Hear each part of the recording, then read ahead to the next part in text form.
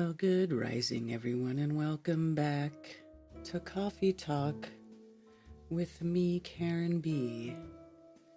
Today is December 9th of 2024.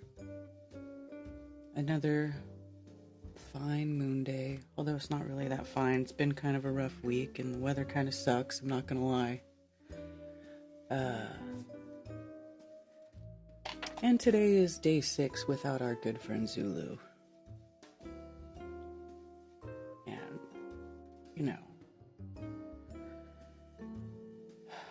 kind of been quiet this week because I can't even really believe it. I feel like I'm still in shock. I'm not gonna lie. I just can't believe it. Hi, Liz. And so I saw Spicy Sarah in here, and I don't know if you have your little one next to you, but fair warning, I may use a lot of cuss words today. You may want to put an earbud in.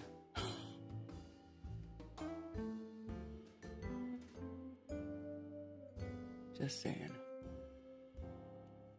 It just might be that kind of day. Or if I play some Zulu calls from Strange World, there's definitely going to be some cuss words in there. So, there may be some foul language in today, more than usual.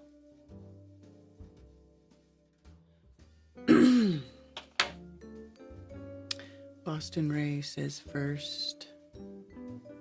Scrotal Xerox and Sue Finelli. Carrie Brownyard. Hello, Carrie. Adam Bartlett asked Steph Carpenter to be a guest again, please. Yeah, I've been thinking about it. I've been thinking about him a lot, too. Billingtano. Hello, sir. Good to see you. Tony Coriolis, what up? Artist Seer. I'm driving back to Florida. Be home tonight. Oh, nice.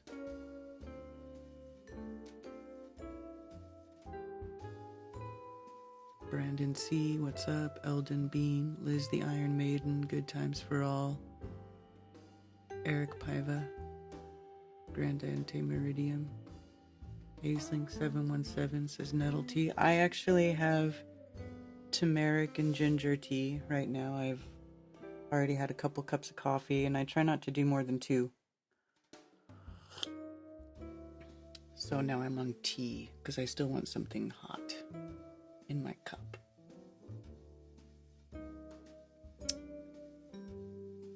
Making homemade eggnog lattes. Oh my goodness.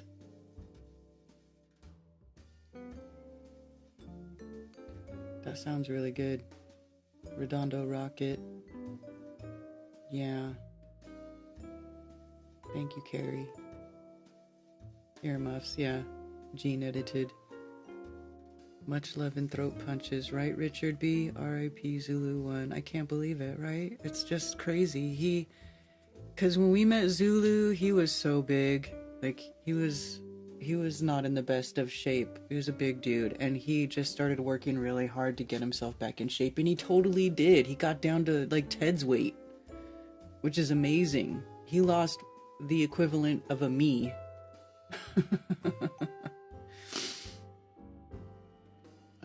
This week we also lost a great man in Israel, a great true earther, the name Marcos Franco. Oh, I'm sorry about that, Geo World. That's too bad.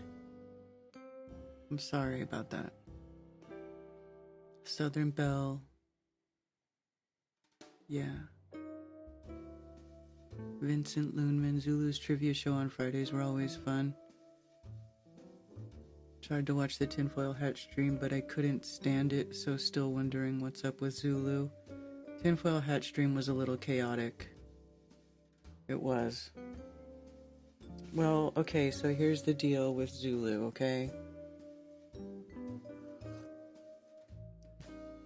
First, let me check my other chats and make sure I didn't miss anybody. Nobody chatting in Rockfin yet. Hello, Leo Slayer in Rumble. He always made me feel welcomed as a newbie flat earther. Yeah, Zulu was awesome. Yeah, he was great. He supported all things flat earth. All things flat earth, you know? if you were a flat earther, you were cool with Zulu. You know? So what happened is, he passed last Tuesday evening, late, here on the East Coast, because he was streaming Strange World, and Strange World on the East Coast is from 10 p.m. to midnight.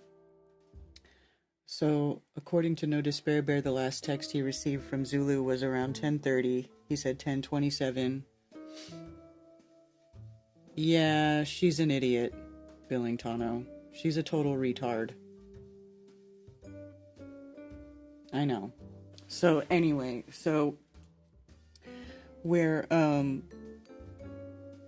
he was streaming the show, like I said, and then the last thing he messaged NDB a little bit before 10:30, and then, I guess he wasn't responding, but that's not really a big deal because it's not unlike, Zulu wasn't like on the ball, like responding as soon as you messaged him. Sometimes he would take a while to respond, as I do, as many of us do, right? Because really you shouldn't be tied down to your phone anyway, but he was streaming. And so he wasn't on camera or anything. He was only on camera during the very beginning until he did the air drumming thing. And then after that, he shut his camera off and was just streaming the show.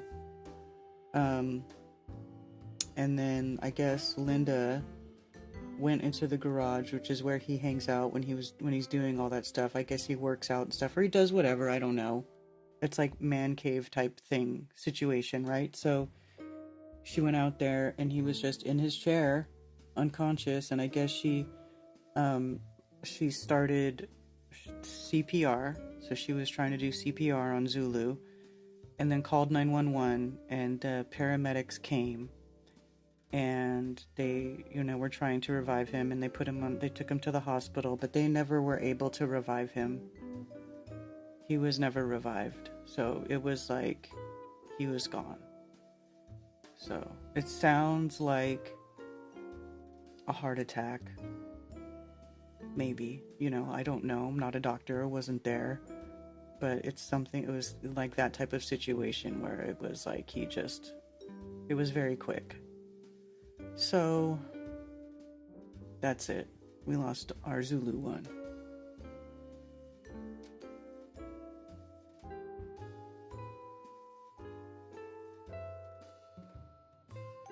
Yeah.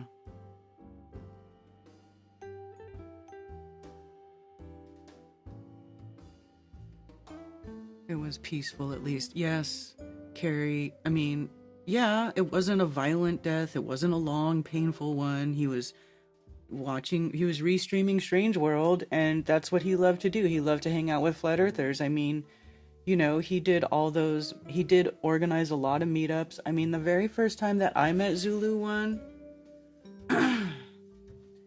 was all the way back in 2017, and it was even before the very first Flat Earth conference ever happened. We were both at the Flat Earth conference, but we knew each other before that because, they were just...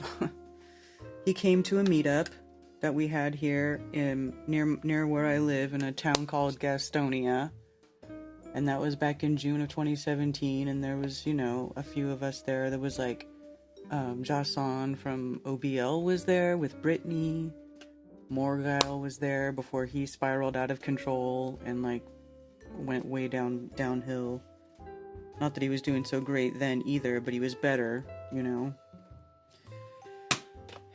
And, there was a few people there. And this is all the way back in 2017, and that's the first time I met Zulu, and I've known him ever since, and we've been friends ever since, and it's just crazy to think that he's not going to be around anymore, because he was such a fixture. I know, Sarah.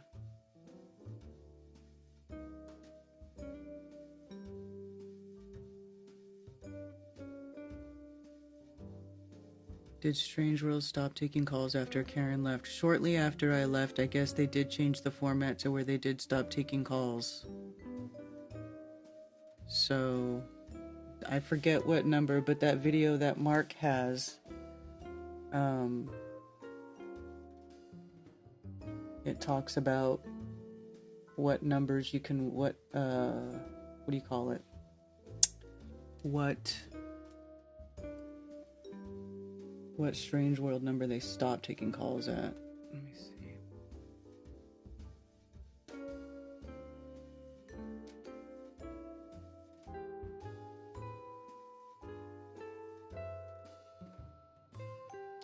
So, it looks like they're scheduling a call-in show for tomorrow, though.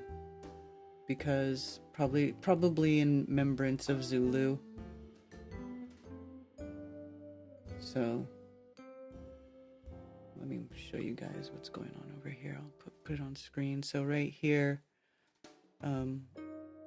Mark has a stream scheduled for tomorrow's Strange World at 10 p.m. RIP Zulu mic drop. So, probably a call-in show dedicated to Zulu.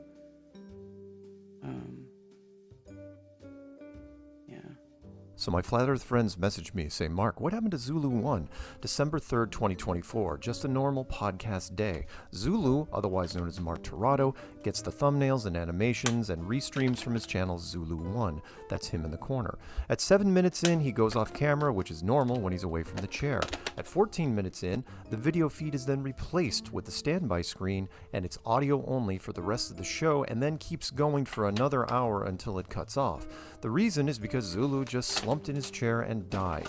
The show continued on the main channel for 2 more hours until an off-duty 911 dispatch operator received a tip that Mark had been found unresponsive. Zulu was a loyal friend and a solid leader in the Flat Earth Army. You want a silver lining? He died doing what he loved most, helping others open their minds. At the beginning of the stream, he was singing and drumming just minutes before the end. We should all be so lucky. Do your own research and discover wonderful people like Mark Tirado in the Flat Earth community. Whatever. Say goodnight, Zulu. Whatever. Yeah. And then, of course, there's this one, the Say Goodnight Zulu one. I don't know if you guys want me to play that one. I've already watched it a couple of times, but I will play it if you would like me to play it. Oh. You stopped watching Strange World after 2 to 3 weeks? Stopped watching after Strange World after I left? Oh. I didn't mean for you guys to, I didn't really, that wasn't my purpose. Like, I still love Mark and everybody on the show. I just couldn't do it anymore.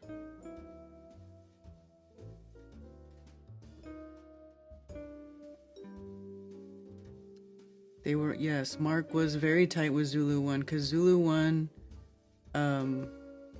well, maybe I will play this. I'll play this, and then I'll do my face. I've been doing content now for roughly 10 years, and Zulu was a part of it for at least 9 of them. I'll interject as I feel. I've never called him Mark because we shared the greatest name ever. It just worked out that way when we were in group calls. He liked the call sign Zulu 1, so that's what we informally agreed upon years ago. I first heard Zulu's voice when we started taking calls for the podcast back in 2015. My co-host was Jonathan from Jersey, and one of the early calls was this baritone voice from New York named Mark Tirado. If you know anything about the East Coast, you will know there is a long-standing rivalry between New Jersey and New York, and that first call seemed so abrasive, I never thought Zulu would call again. But he did call back next week, and the week after that, and so on. In fact, he called almost every week for the next 9 years. And it didn't stop there. Zulu organized a behind-the-scenes after show where hardcore listeners could hang out. Yeah, see, so Mark started calling, Zulu started calling into Strange World. Because, like you said, they both have the same name. Zulu is also a Mark. He's M-A-R-C, where Mark is M-A-R-K. So he called in all the time, like every week. That's like, I knew of him that way from hearing him call into Strange World. And, and then, of course, we met in real life. and then we all went to the first Flat Earth conference together. Now, Mark and Zulu 1 met at that conference, but I had already met Zulu 1. But me and Zulu 1 met Mark Sargent for the first time at that conference, and we hung out that weekend. He attended meetups, then organized meetups, and of course he went to every conference he could, and that's where I first met him in person. I'll give some backstory from the first conference, which was in 2017. All the FEU t-shirts that everyone's wearing here were custom made by Zulu. He was all in. In the Flat Earth Army, he was a career enlisted soldier. Zulu is behind my elbow. Patricia is below my hand. There's Karen when she wore glasses, Candy, Nathaniel, even David Weiss in the upper left corner. When I say custom shirt, I mean each person had their own.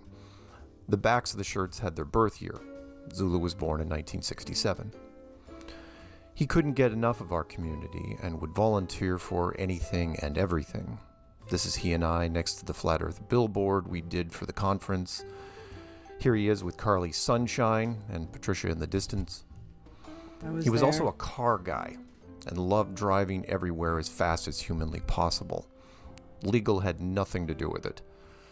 I had the pleasure on several occasions to drive in his SUV. It looked like a cop car, and he drove it so aggressively I told him on numerous occasions that he should have been a stunt driver.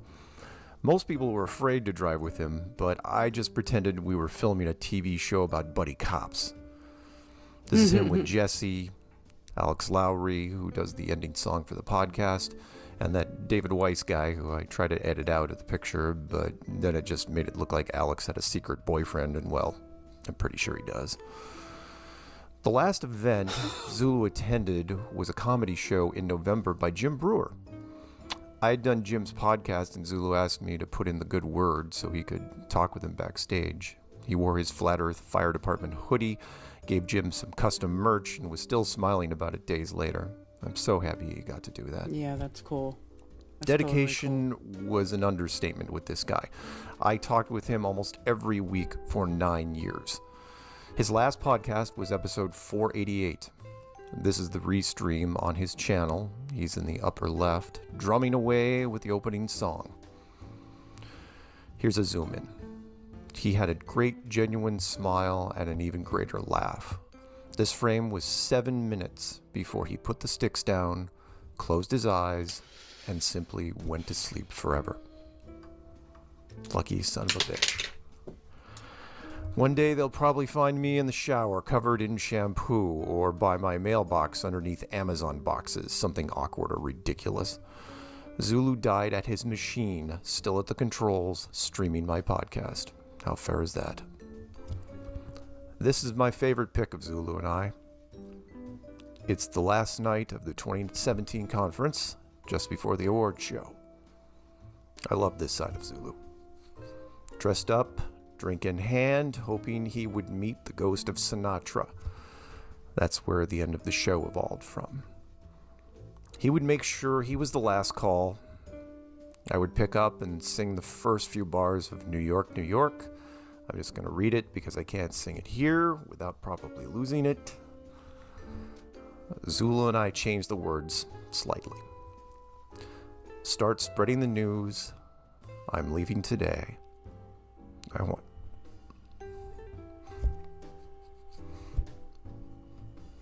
want to be a part of it. And then he would chime in with New York, New York. Mark misses his friend. Then he would follow with, that's for sure. In my vagabond shoes. We all miss him. They're longing to stray. And that's where he stopped, because even though he had a deep voice, he hated singing.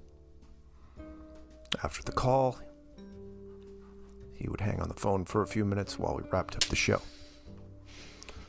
Most weeks, he got the last line as I would simply tell him to say, "Good night, Zulu."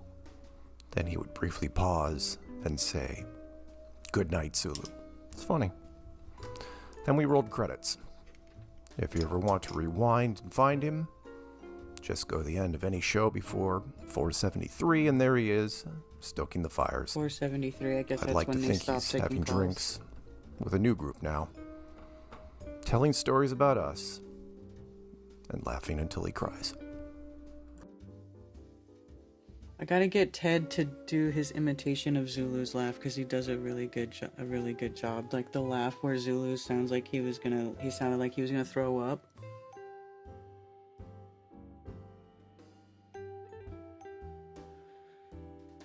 It is sad, Sarah.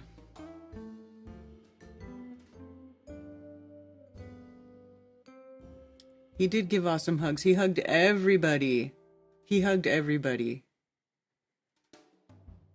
Never. Oh, you never got to meet Zulu Richard B? Oh, he didn't make it to the... That's right.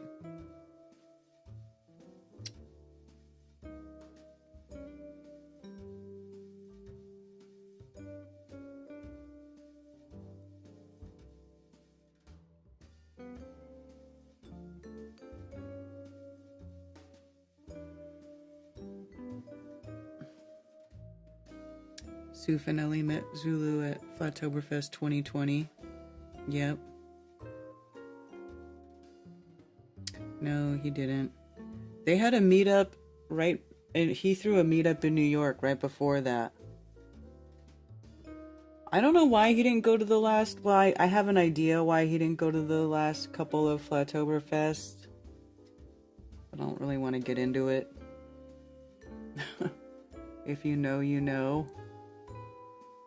Type of deal. But yeah, I wish I could have gone to New York. I wanted to go, but I was like, man, I can't go. I got too much shit going on over here for Flattoberfest. So alas, I did not get to go either,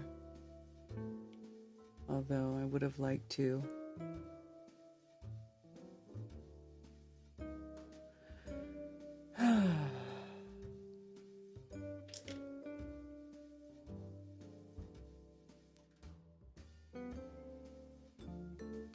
You're on his podcast once.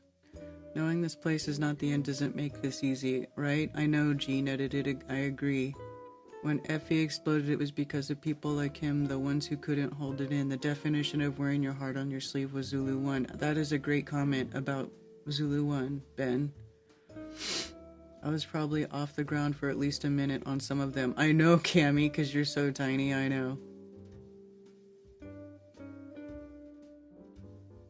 I keep expecting him to pop in the chat. He was in my Coffee Talk chat last week saying much love and throat punches.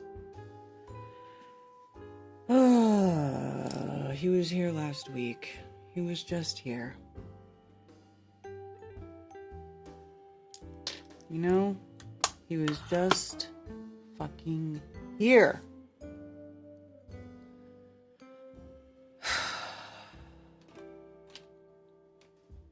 And I'm getting really tired of losing my friends. Like, seriously. Can we get a fucking break?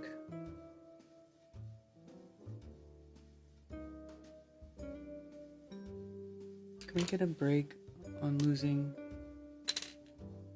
our dear friends for a while?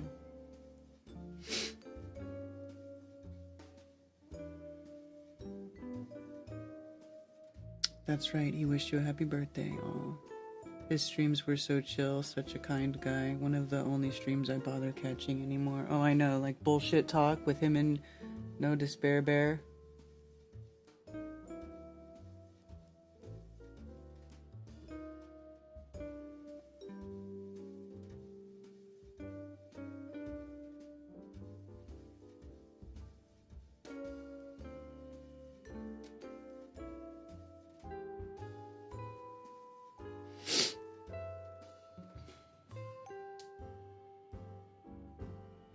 The heart sizes were enormous, as is our loss. Bob, Rob, Max, Zulu. Exactly, Cammy.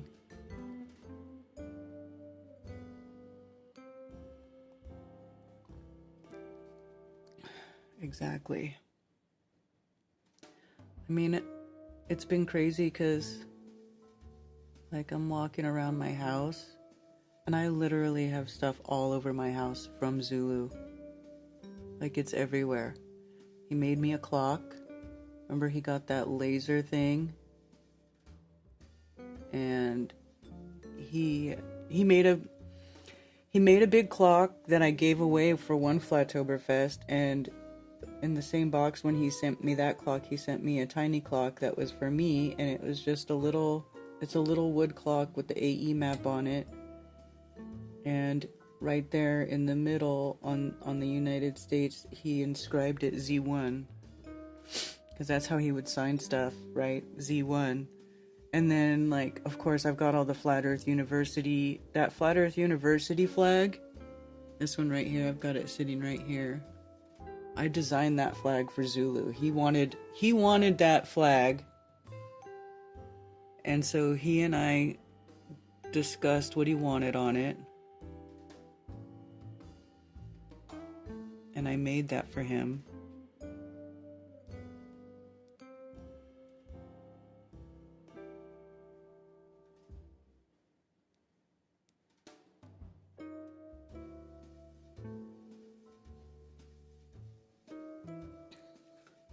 And he used it all the time. He made magnets, he made patches.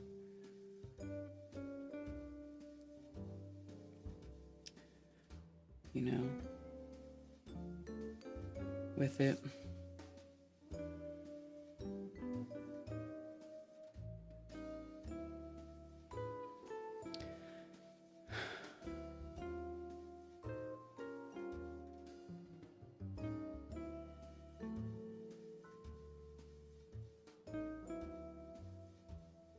The old D-Live days of Z1 streams were hilarious.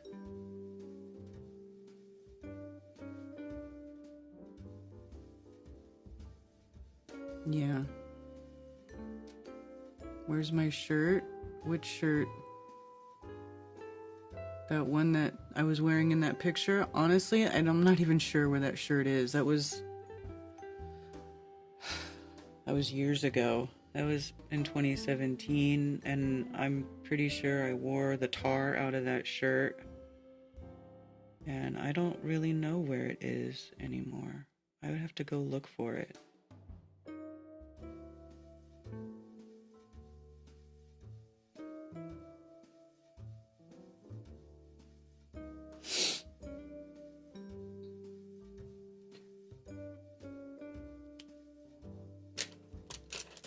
I'd have to go look. But I mean, like, you know, our keychains, yeah, I've got keychains. He made earrings, a bunch of flat earth earrings, and I gave them away. I think it was 2022, Flattoberfest. Yeah.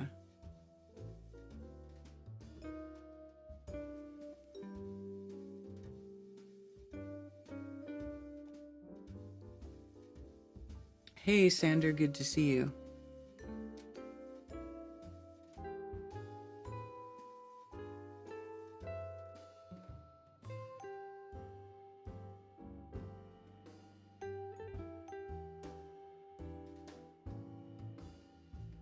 Yeah, he made those. I mean, I don't know if they're the same. A lot of people have made earrings, but there was a bunch. But if you got some that I was giving away that day, then yeah, I made those. He made those. Those were Zulus. Yeah. Yeah, hold on one sec.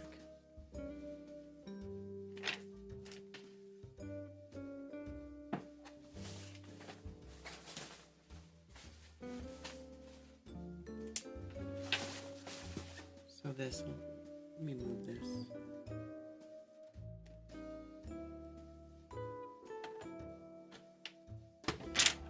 I really need to clean my desk.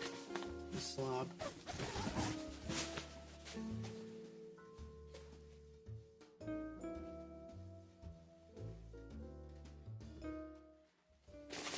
This thing. Remember this? So, I designed this for Zulu. And so if you get a little sticker or something that he made, you'll see right in here, sometimes it'll say Z1KB, because We made that together. So, yeah. Oh. This fucking sucks, you guys.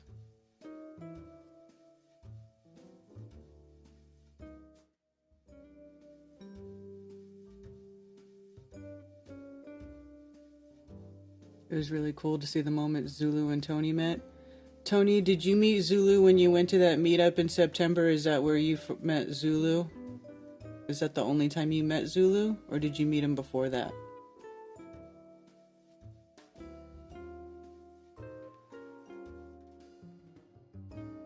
Flat City called me just last week about details.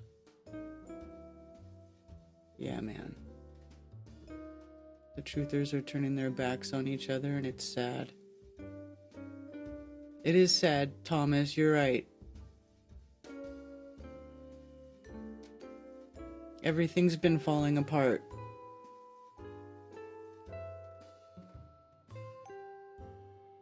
Two weeks of sorrow and death. Yeah, that was the first time. Glad you went. Yeah. Yeah.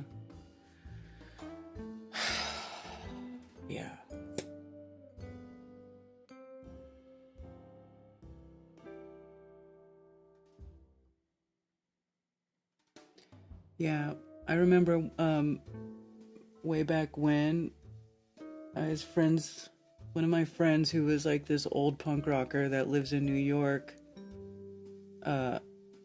he got me tickets to go see the Misfits playing back in 2019 up in New Jersey. And so I went up there, I took a plane ride to go up there to go see the Misfits. Now, I told Zulu I was a Misfits fan. I have the Crimson Skull. I have the Crimson Ghost skull tattoo on the back of my neck. And I know everybody likes to talk shit about chicks with tattoos now. It's all trendy to hate people with tattoos or whatever. I don't give a fuck. But I have this, I have the Crimson Ghost on the back of my neck, the Misfits skull, right? Well, Zulu was friends with Jerry Only, who's the bass player for the Misfits, and he got me all kinds of signed Misfits swag from Jerry. He even signed my name. So, like, I have this picture up here. I'll show you. Let me finish putting on my mascara. I'll show you. So, like, I have all this really cool Misfits swag that I got from Jerry Only, signed, because Zulu knew him, and he knew that I loved the Misfits, and he hooked me up. And he hooked me up with the coolest shit. Like, seriously. I have it hanging on the wall behind me. So... I got like a little Crimson Ghost action figure that he gave me. I have a Halloween decoration that is the Crimson Ghost, like you hang it on the door. It's like one of those cheesy cardboard articulated Halloween decorations. Like really cool Misfit stuff.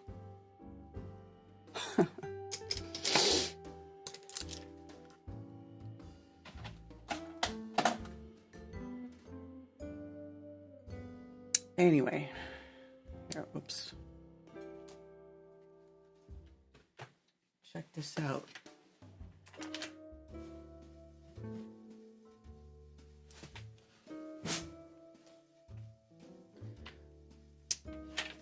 Check this out, man.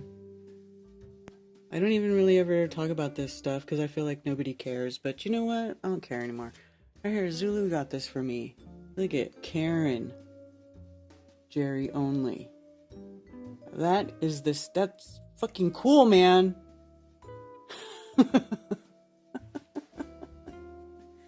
Right? Like, this is so dope. And I got that from Zulu.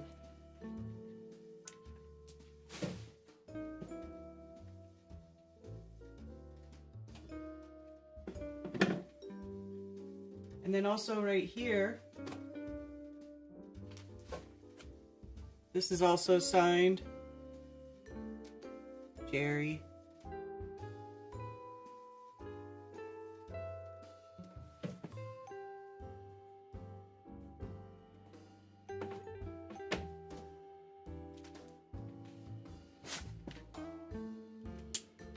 You know, not to mention all the shirts that he would make for us, and I don't know. There's just stuff all over to remind me about Zulu.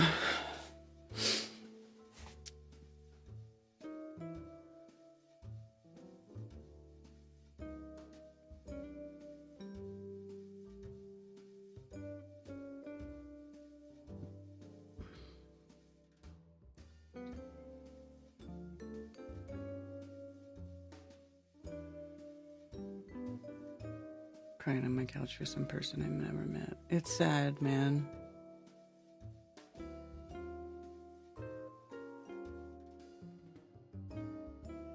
Then I'm hated. Yeah.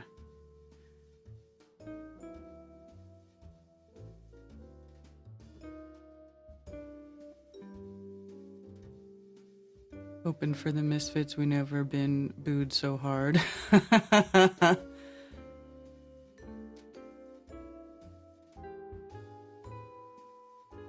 Friend of mine was Danzig's bodyguard way back in New York in the 80s. That's hilarious.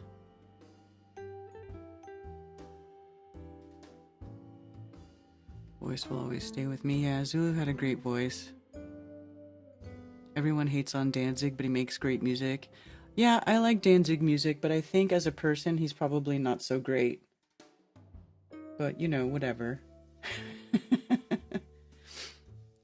Not everybody's gonna get along.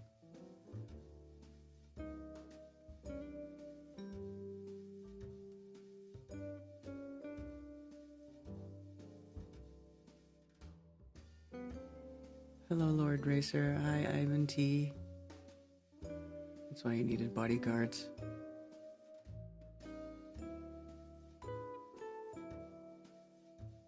Yeah.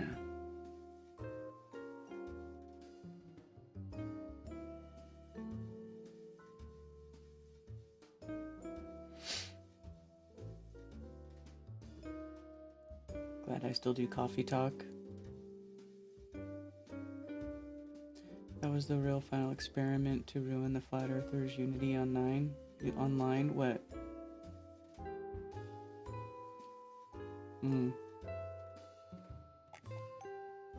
Oh, yeah. Yeah, well, the thing is like, you know, people get all culty and weird with their, you know, with their beliefs or their ideas. And then if you don't get along or think the same as them, or you don't agree with their ideas, or you don't get on board with the brand new trend, well, then you're controlled op, or you're a shill, or blah, blah, blah. You know? Nobody's allowed to, you know, have a discussion, you know, or nobody can have a discussion without, you know, or a disagreement without being called a shill, or controlled op, or whatever stupid bullshit, you know, names people want to call each other. Look at Crumb's got a Mad Libs scheduled. Yay, Crumb's back with Mad Libs. That'll be cool. So later this evening, you guys, Mad Libs. A 5 foot tall with Gene Simmons boots on. That's so funny. To be a musician for a career, you need to never grow up. Not everyone can handle being an adult child. I don't know if that's necessarily true. I don't know if that's true.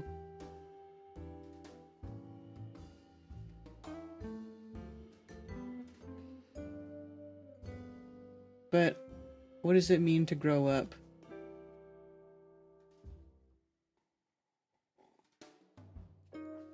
Hey, Effie Viking.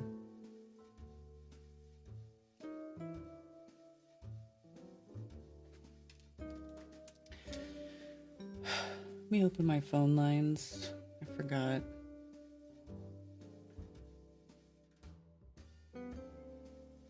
704-666-1776.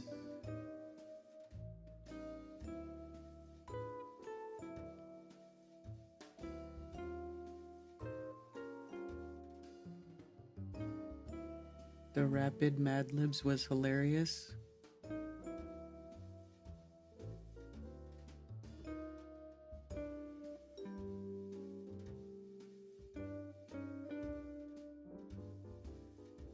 Rico relates in a big way. Well, you're a drummer, Rico. That's different.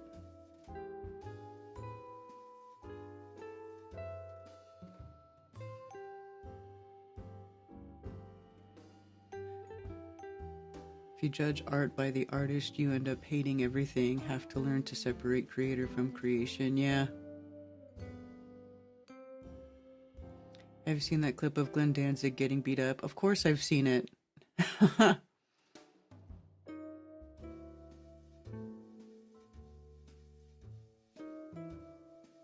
You know what's funny too is like when I went to go see them play back in May, that was May of 2019.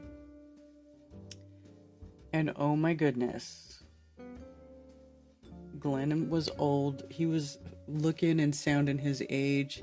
He was like, whenever he started talking in the microphone, he was like talking like this. I don't know, he sounded like the crustiest old man. I felt so bad.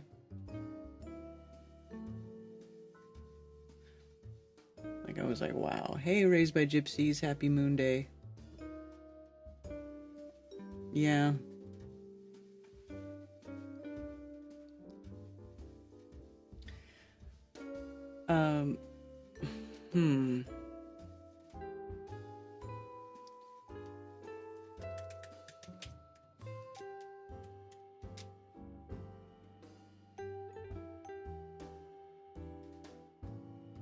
Wonder where is that? I think it would be fun to listen to, let's see. Fun to listen to Mark's or Zulu's call in.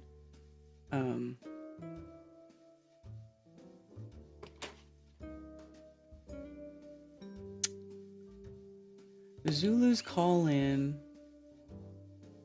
on the show, which is what was that? That was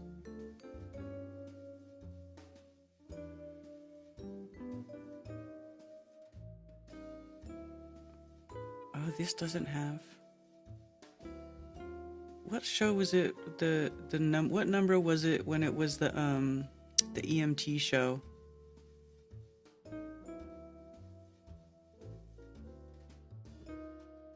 Madness of 2021.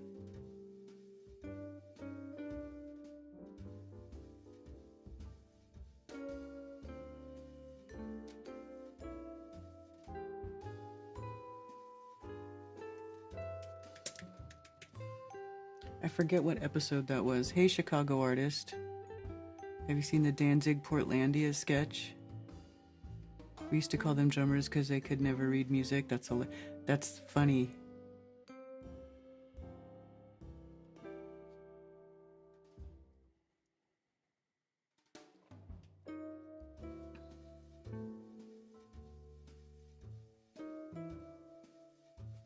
That one got removed off of YouTube. I can't remember what number that one was.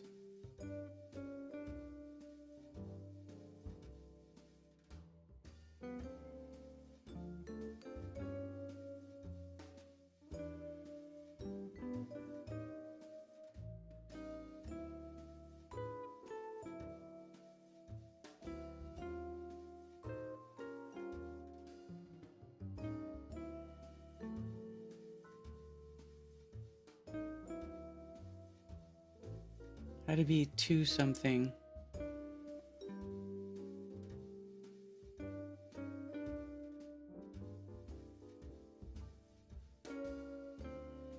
Strange World 288. No.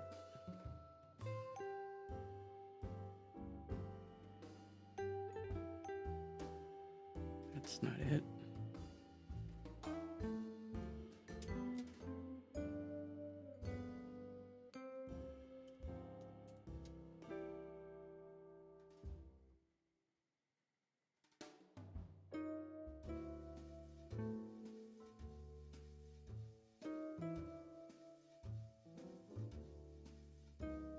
thought it had like a patriotic type of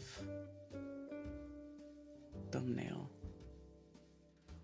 Ugh. Drummer that can't read music here? That's hilarious.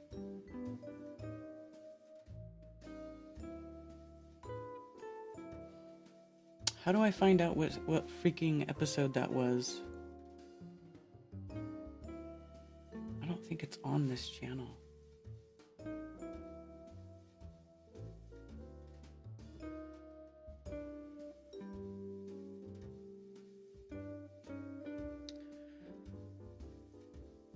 So, 52 weeks in a year.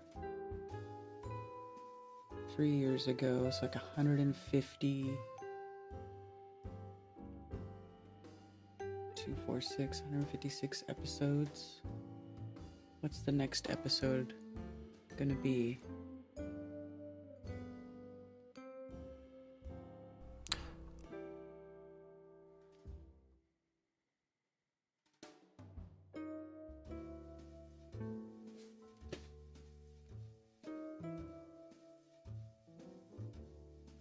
I'm gonna figure this out, you guys, so you can either help me or just suffer through it while I figure it out.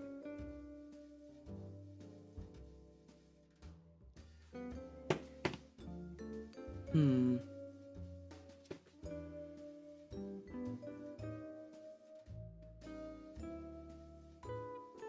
$281 maybe? Look at $281.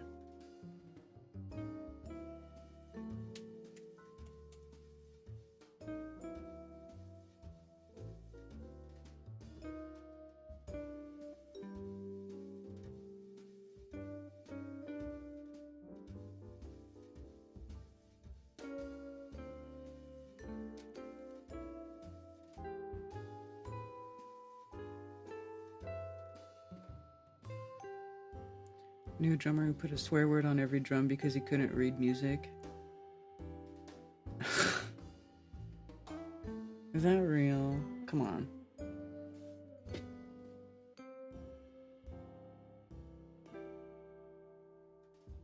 I'm trying to think of where...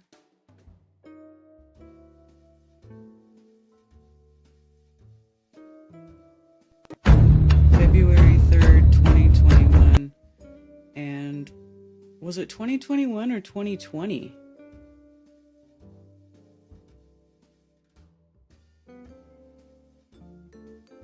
That happened. That had to be the beginning. No, that had to be the beginning of 2021. So if this is February 3rd, February 3rd.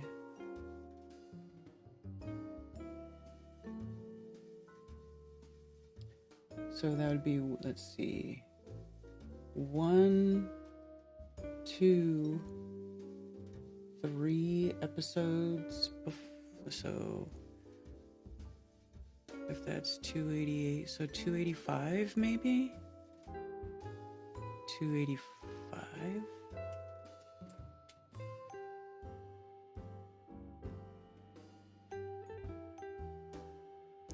Roxanne from the UK. No, that's not it.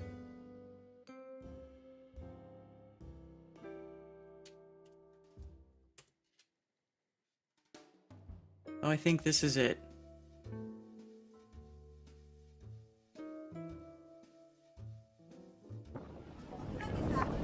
What we're trying to figure out. And just at the absolute worst time you could sign on. It gets better. It Okay. does get better, though. I didn't just get hired on at the absolute worst time to get hired on. This is it. I got hired on at the worst time to get hired on. You're a time-wasting troll and you're Seeking information. It's my opinion that what I saw. okay. You say, oh, you can't fake this without there being a real sickness. You know what? People get sick. They're just lying about what makes people sick. Do you understand that? Well, I Have understand you that looked into entirely. that at all? Now I'm just gonna say, because I'm playing this, this episode will get removed from YouTube, because this was originally removed from YouTube.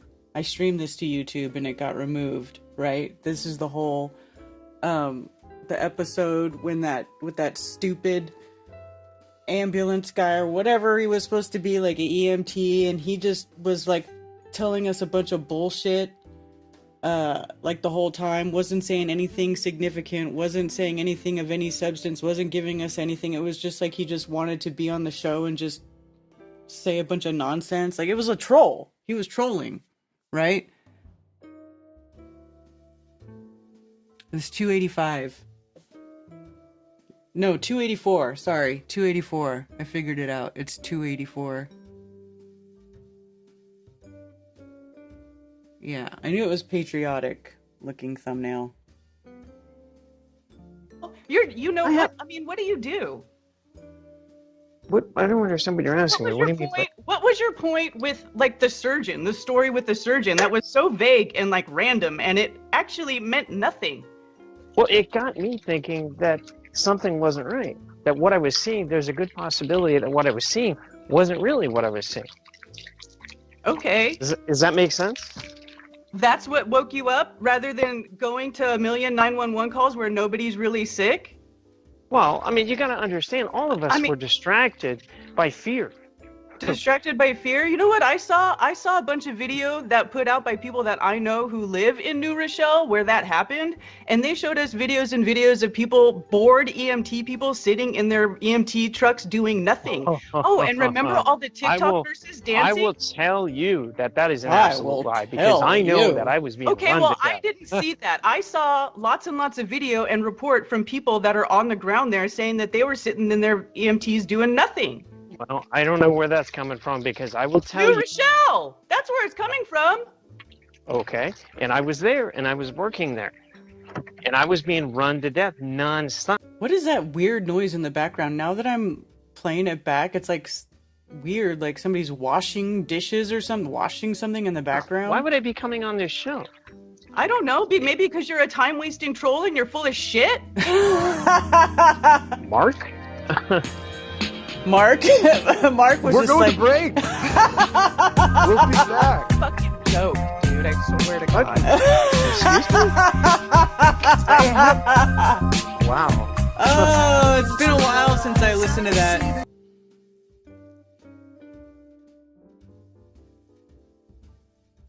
Hey, Mark.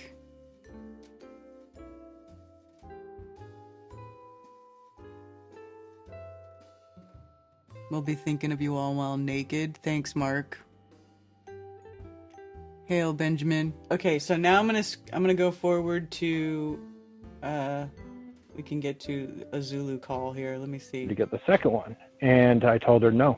I said, why? Oh, okay. Hey, Mark, how are you? Hey, Karen, this is La. Hey, La. Hey. Dr. La. Hey, Karen, just want to shout you out. Thank you for gracing us with your presence. And you brought Brian Big Balls Stavely with you. That was great.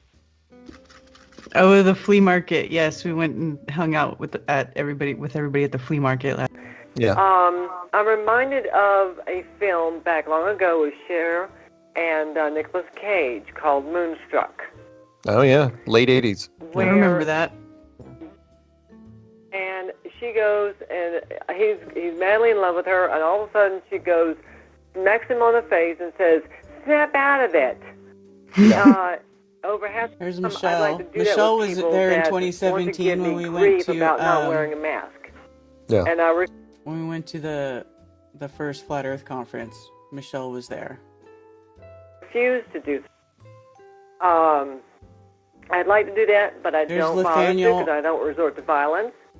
Nathaniel, However, I have to admit one thing. New Zulu I too. actually had an elderly gentleman that was in a Lowe's hardware store yell at me by several yards away, telling me, "Stay away from me. I'll die if you get close to me. I've had several heart surgeries and so forth." And I thought, dude, if you're that ill, you should be home, not here. Exactly. So I just shook my head. And I stayed where I was at because I had to ask management a question or whatever. And I thought, well, you bloomin' idiot, if you have that kind of a problem, why are you out here? So, Anyway, with that, play hard, have a great week, and stay warm depending on where you're at. And, hey, You know, they had bra burning at one point back in the 60s. Well, how about a mask burning? Yes. I like it. I like it. Well, thank you. I mean, the toxic fumes that you're going to be sucking in when you're wearing it, that might not be a good idea to burn it then if you're going to have toxic fumes coming from it. Never mind. It was fun. All right. Hey, Y'all have a good week. all right. Thank you. Have fun. Take care. Later. Bye-bye. Thank you. Hey, quick question, Karen, before we sign off for the evening. Should I? Oh yeah, same flat time, same flat channel. We got a couple seconds. Should I on the YouTube version? Should I whack the first caller, or should I leave in part of it, or should I leave in the whole thing just to get your reaction authentic? What do you think? You can leave it in if you want. I'm going to leave it on my channel as it is. All right, I'm going to let it ride. All right, Let it ride. That's of what course, we're gonna do. YouTube removed it. That's cool. Thank you, everybody. Say goodnight, Karen. Good night. My dear gal, Karen. Pick up 803. That's what we're thinking. Is this Zulu? 803. Because he wasn't last, I guess. Wait. You there, 803? Hey, guys. Hey, what's happening? You might be the last call. Oh, okay. Hey, Mark, how are you? Did Zulu not call in core this episode? Well, I remember you talking about it, and I was a kid back then. Yeah. I mean, 20 years ago. oh, I'm just saying that it was all over the news that Dr. Wayne Dwyer. Groovy. Right on, Dottie. All right, Dottie. I hope it works out. And she just sent a message back that she's getting on board. And all right, well, thank you, and don't be a stranger, okay? I promise I will. Okay. You're in for a treat. You'll enjoy it. You'll know it when it happens. And speaking of, by the way, I'm going to pick up Dottie right after this. I needed to get this off my chest. I can't get away from being bombarded other than I am really... Repeat it one more time. That is, look, I was waiting for the patient information, which is why and that is attention spans. You got to get your point out there, and there's got to be something to latch on to. People want to hear. We did talk to North Carolina. Did we already talk? We talked to him. Well, which one? I can't remember. If it was 858, we did. Or 8, whatever. Yeah, 828. Yeah, I think we did. Let's go 707. 707 out in California. It's you, me, Karen B. What's happening? Hi there. My name's Andy, and I'm calling. Oh, Dottie, Toilet paper out on the... Can't book anything. Yakima. From that point of view, but And then I went through a procedure that then the doctor... Peer pressure. You can. Right. I mean, come on. All of our black site programs are. Was there no Zulu call they're from core. that episode? Is this when Zulu was in the hospital? Hey, Rethink.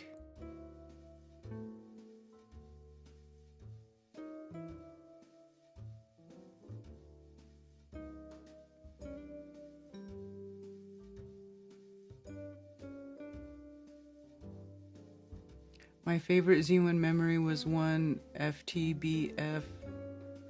A lot of people stayed at the Urban Boutique in Greenville. Zulu stayed up all night smoking out the gazebo, talking shit, and live streaming. Felt like kings. I think was that 2021?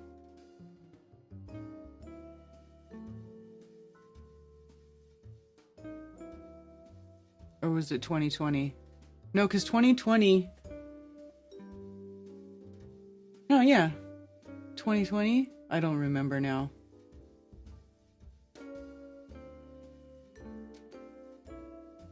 TFR content has all disappeared.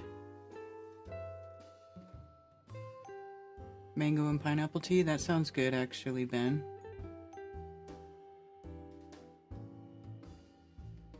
Mark... Does anybody know why there's no Zulu call for this? Because I know there was a period of time when Mark was actually in the hospital.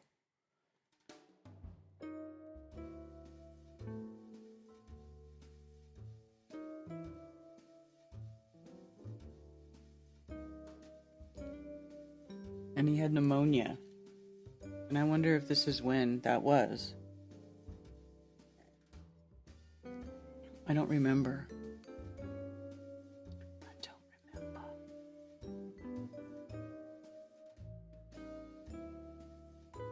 What happened, TFR? The owner also disappeared. Well, they actually didn't disappear. The owner of TFR is Chris and Cherie Geo, and they run this channel, Beyond the Veil. And they actually have gone live 17 hours ago. So they're still here, but they're, excuse me, they don't run the radio station anymore. The radio station tanked. They just, I don't know, they couldn't keep, I don't know why. They would just take off doing too many psychedelic drug trips, I guess, and then they didn't maintain the station. And I don't know. I honestly don't know why, but yeah. So they're still there. They just don't have the radio anymore. Station.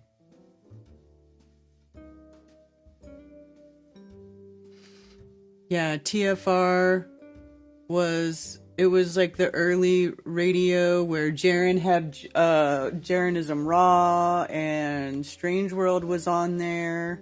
I was on there with Strange World when I first started doing Strange World with Mark. It was still on TFR, and then Mark just stopped. He kept having so many technical problems. Then he was just like, okay, well, let's just not do anything with TFR. We'll just do the show without it.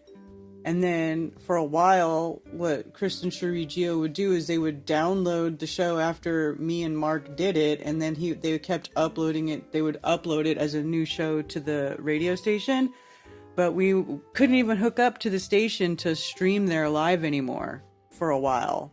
And he was just like, sure, put it up there. I don't care, right? Because Mark doesn't care. So they would, and then that was it. It ended. Yeah. Extendovite, right. Extend your life with Extendovite. Remember that bullshit? It's so funny. I'm so glad we don't have to listen to those stupid commercials anymore.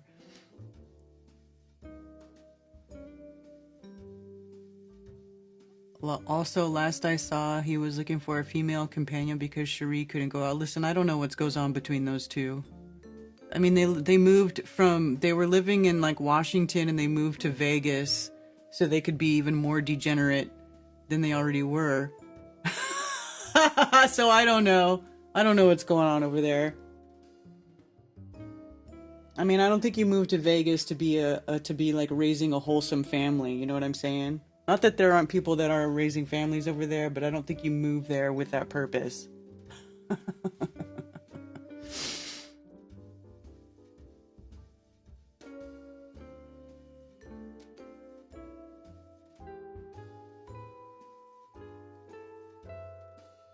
It's fun to think back on though, but yeah, I know. Yeah. And then Rob Skiba also had a radio show on Truth Frequency Radio for a while. Well, I guess until he passed.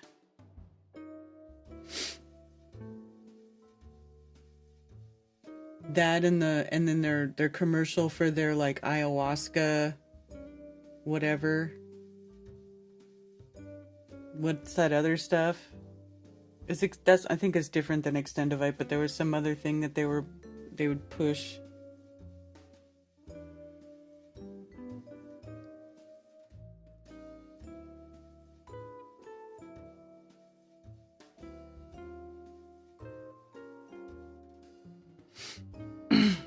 Did Crow had a show on TFR too, yeah?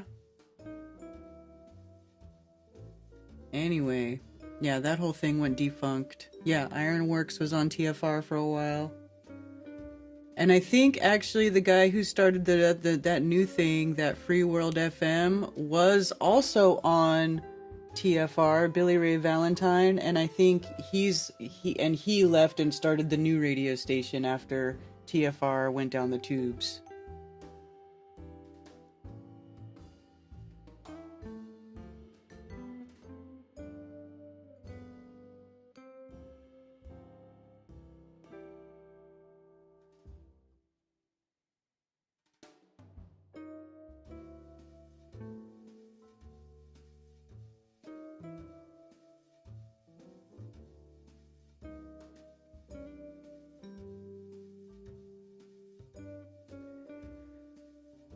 So anyway,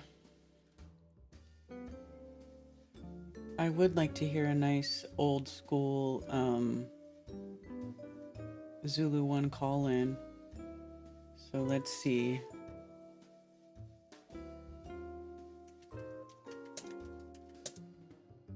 Strange World. Let's try 299. No idea what that is. It's not showing up.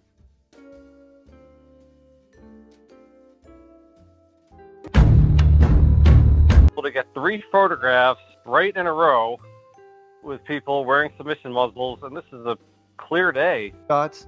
She had 2 shots. He had 1, or vice versa. It doesn't really matter. But the point was they were nervous about even entering a restaurant because they didn't know if they were allowed.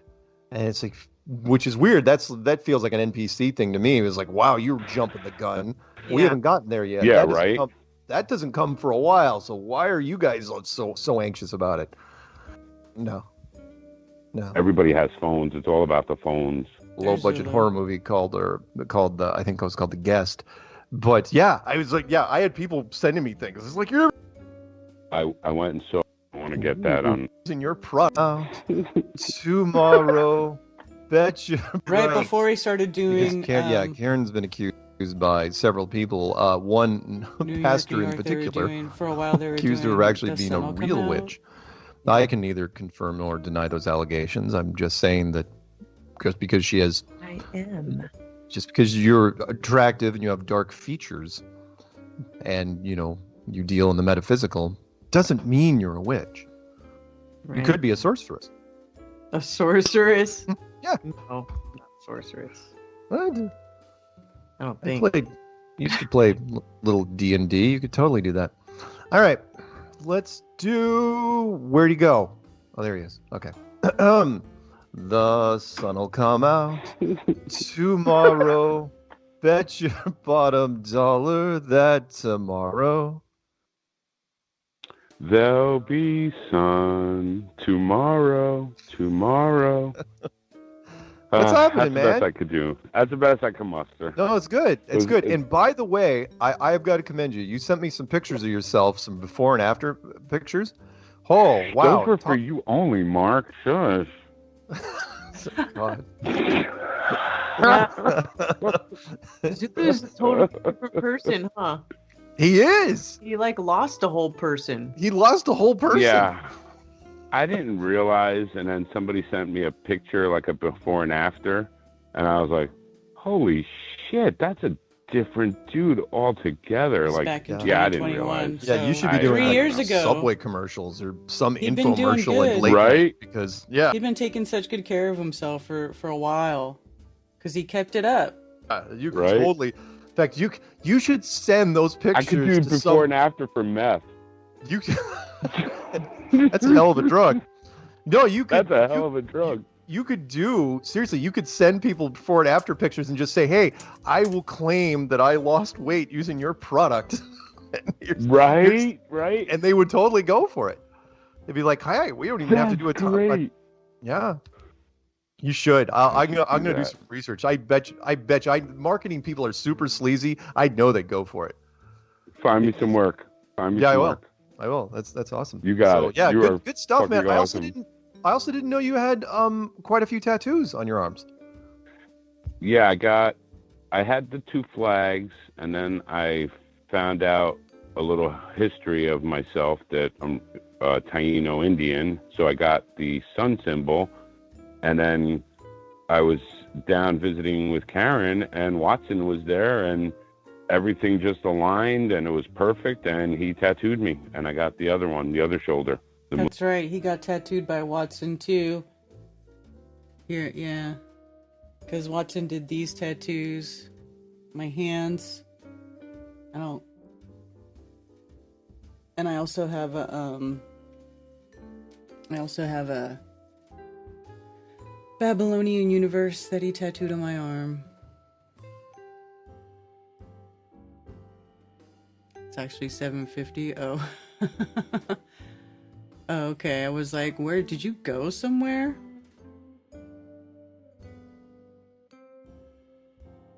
Yeah.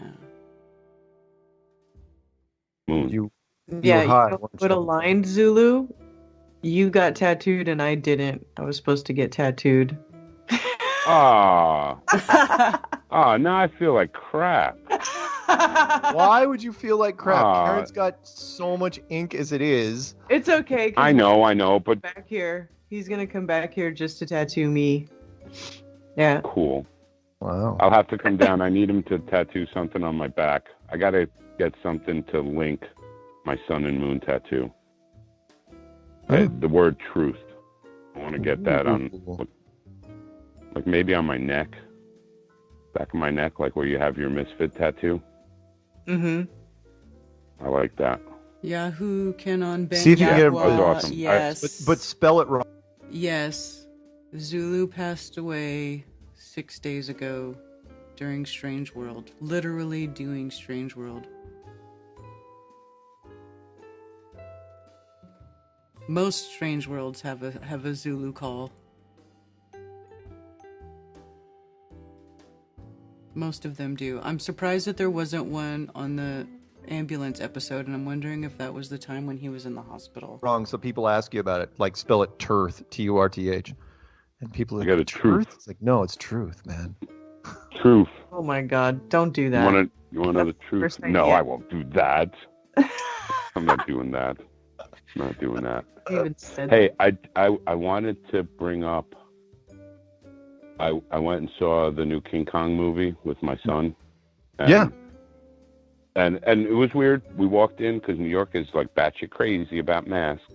Yeah. And my son, he's a teenager and he doesn't want confrontation. And he went to put it on. I'm like, no. You don't wear that at all unless I tell you to. And he put it in his pocket. We walked in. Nobody said a word to us. No. Nobody. And everybody had them on. I saw one other person. We made eye contact. We smiled at each other, and that was it. But what I was going to say was in the movie, it was weird. Kong, in the very beginning of the movie, is in a containment facility, and it's a dome. Yeah, he's in a Truman Show. And yes, then, I was like, holy shit. Yeah, he's in a Truman Show, and then they take him from there and take him to the Hollow Earth. I don't know who was writing this thing. I knew the director was a guy that did a low-budget horror movie called I think it was called The Guest. But Anyway, yeah, it's good to hear Zulu's voice again.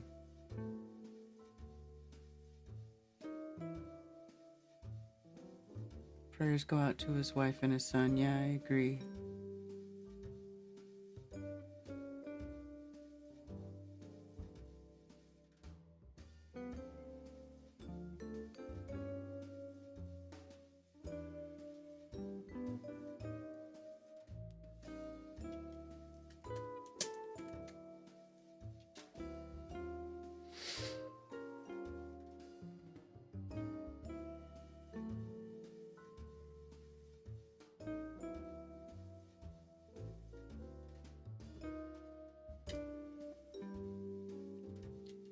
So these are pictures from 2017. I can show you guys. There's the professional photographer. There's Patricia's fiery red hair. Yeah, and they were all wearing the FE University shirts. You can see how big Zulu is here. He doesn't even look. He didn't look like that there towards the end. He looked great, actually.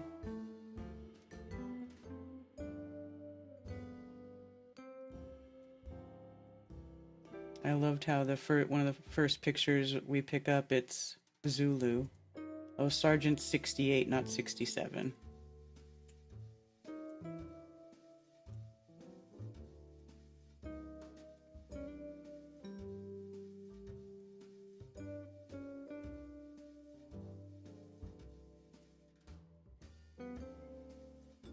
course, most of these pictures are going to be, oh, look, see, there goes Mac. How many people in these pictures are not with us anymore? There's another one. Damn, dude.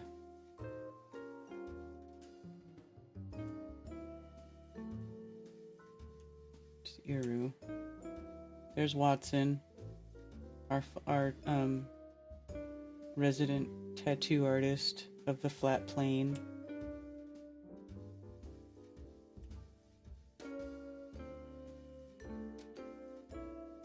There goes Rick.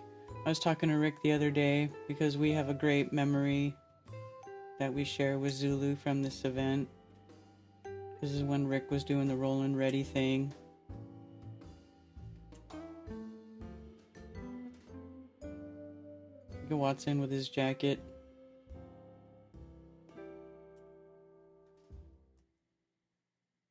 Oh, there goes Rob Skiba. This is all from 2017.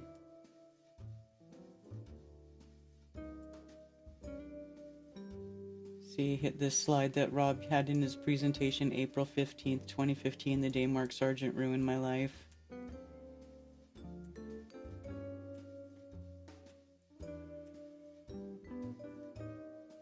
I'm so glad I went to this. You know what's crazy too is when this whole conference kicked off and there was that whole thing with ODD and he started making shill videos about Mark and Patricia and started telling people don't go to the conference and blah blah blah, and a bunch of people didn't, man, and there's a bunch of VIP spots that were empty. Like, I bet those people regret it now. You all should regret it because you missed out on a great historical event with a bunch of people that you're never going to get to see again. You're never going to see some of these people ever again.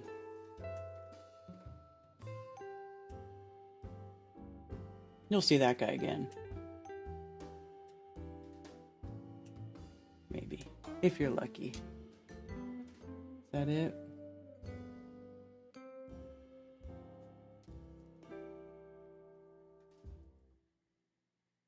There's gotta be more.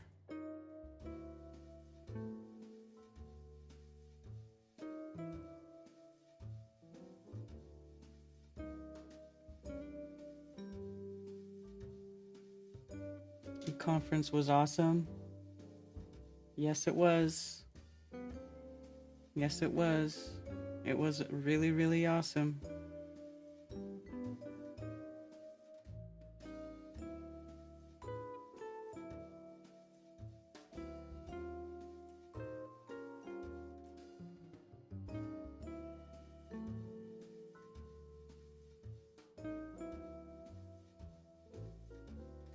There's Carrie.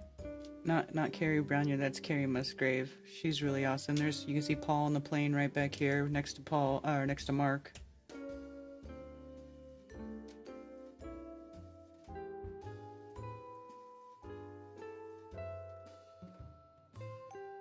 Here's Carly Sunshine. Oh, Bob, look, there's me in the background. There's Bob. There's me hanging back.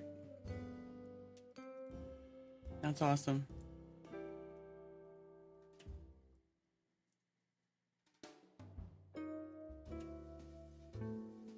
There's a guy from, I think he was from New Zealand that came to that first conference. That was awesome. Nathan Thompson before he went retard. There's Rick. There's Dave Marsh. I don't see Dave around very much anymore, but yeah, Dave Marsh.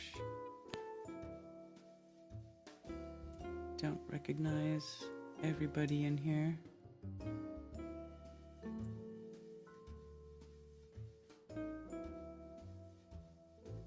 Remember this stupid little tramp starting rumors about everybody from the bathroom of the conference? There's me and Carly. There's me wearing my shirt that Zulu made.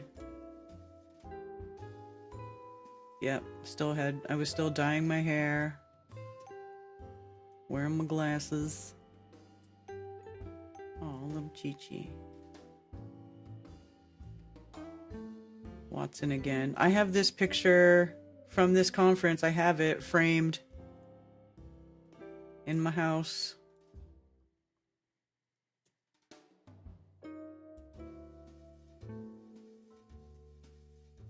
There we go. There's another picture of Zulu. See how big Zulu used to be? This is what he looked like when we first met him. He was a big dude. And he would just pick us up and give us big bear hugs. But look, he was smiling too. He's smiling. That's how he always was. He was always smiling.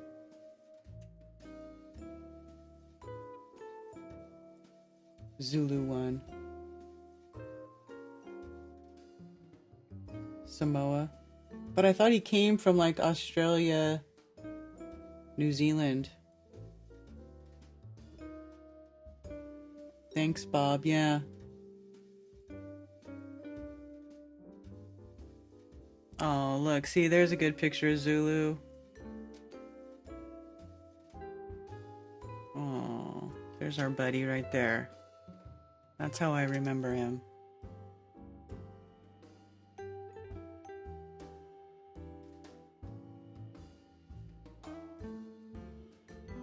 There's Jaren. Rob Skiba again. Rest in peace, Rob. People getting Rob's books, getting them signed. Everybody happy.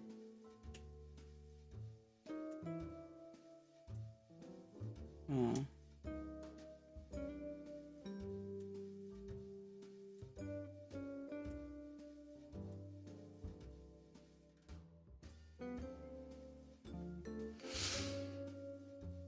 All those smiling faces. Everybody was so happy.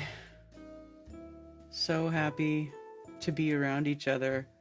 This is sort of like why I started doing what I was doing, you know, because I just loved it. I loved it.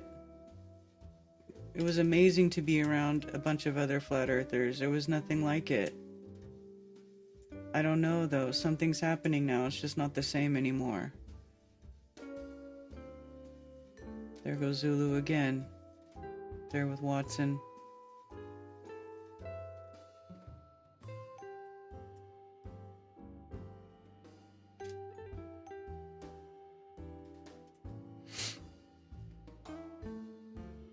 There was Cammie. There's Nora. Working registration.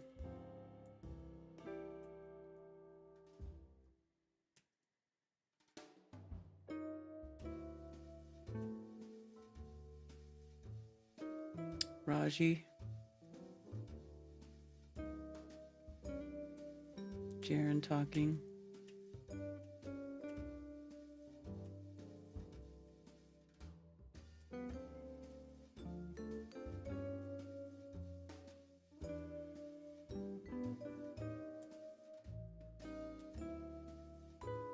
There's a bunch of models from Chris Pontius. Hope Chris Pontius is doing okay too. Don't really hear from him much anymore either. I'm a natural host. I'm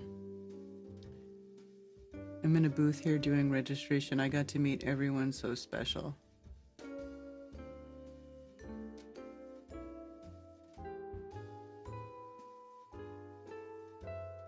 Good rising, y'all. Good morning.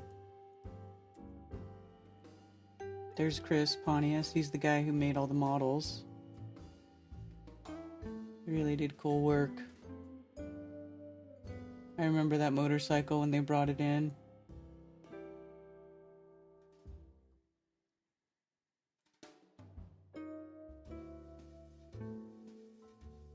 Chicago's not a mirage.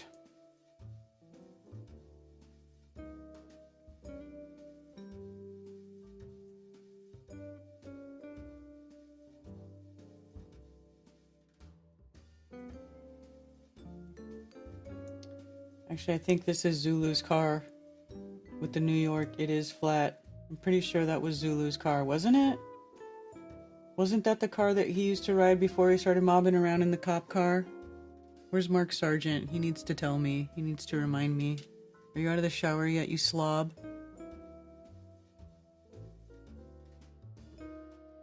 Carrie says, I have some great pictures of Zulu from most of the meetups. That's really cool, Carrie. You should try to send them to me.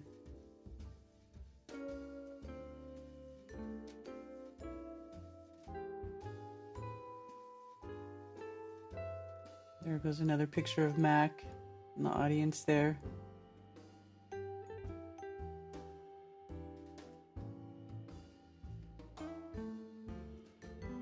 There's Chris Pontius showing his models.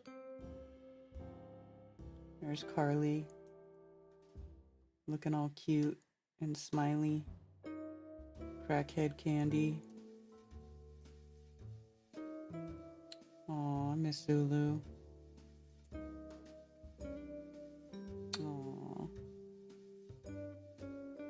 Back in the good old days, before everything went sideways. Oy vey.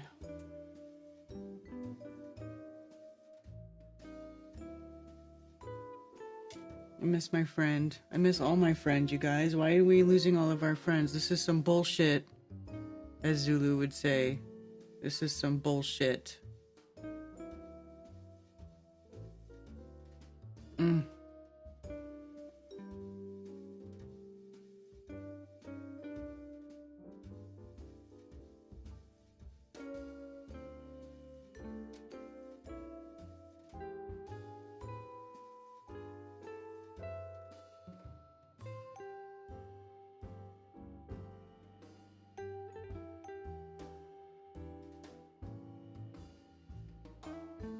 What are you talking about, Boston Ray?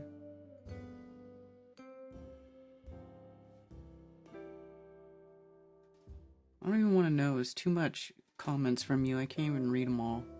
And you're mentioning people I don't want to talk about. Sad I missed this conference. Still blinded by globes. It's okay, DJ. Better late than never. You're here now. It's all good. You got here right when you were supposed to get here. My friend, don't you worry about it.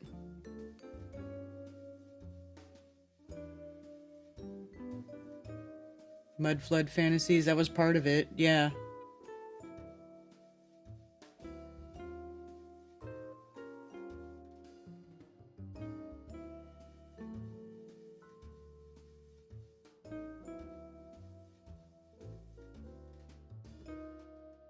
Matrix 1 is doing a slideshow and video collage for Z1. Oh, cool. Good.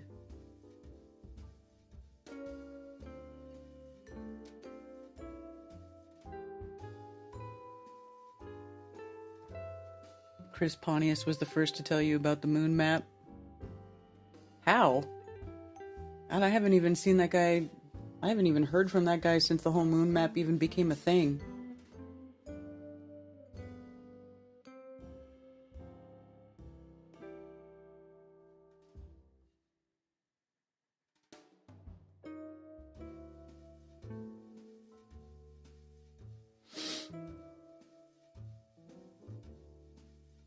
Anyway, my phones are open if anybody wants to call and talk about a good memory with Zulu. Maybe you don't. Maybe you just don't want to talk to me. That's cool too.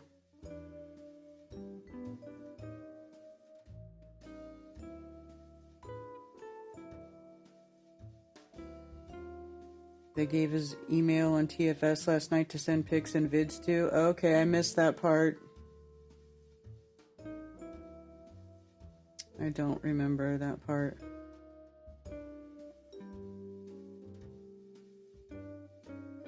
Yeah.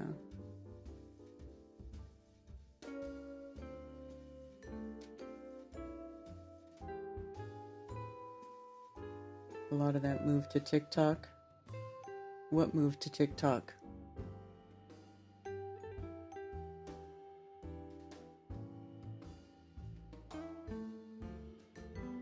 Oh, you mean all of the retard shit?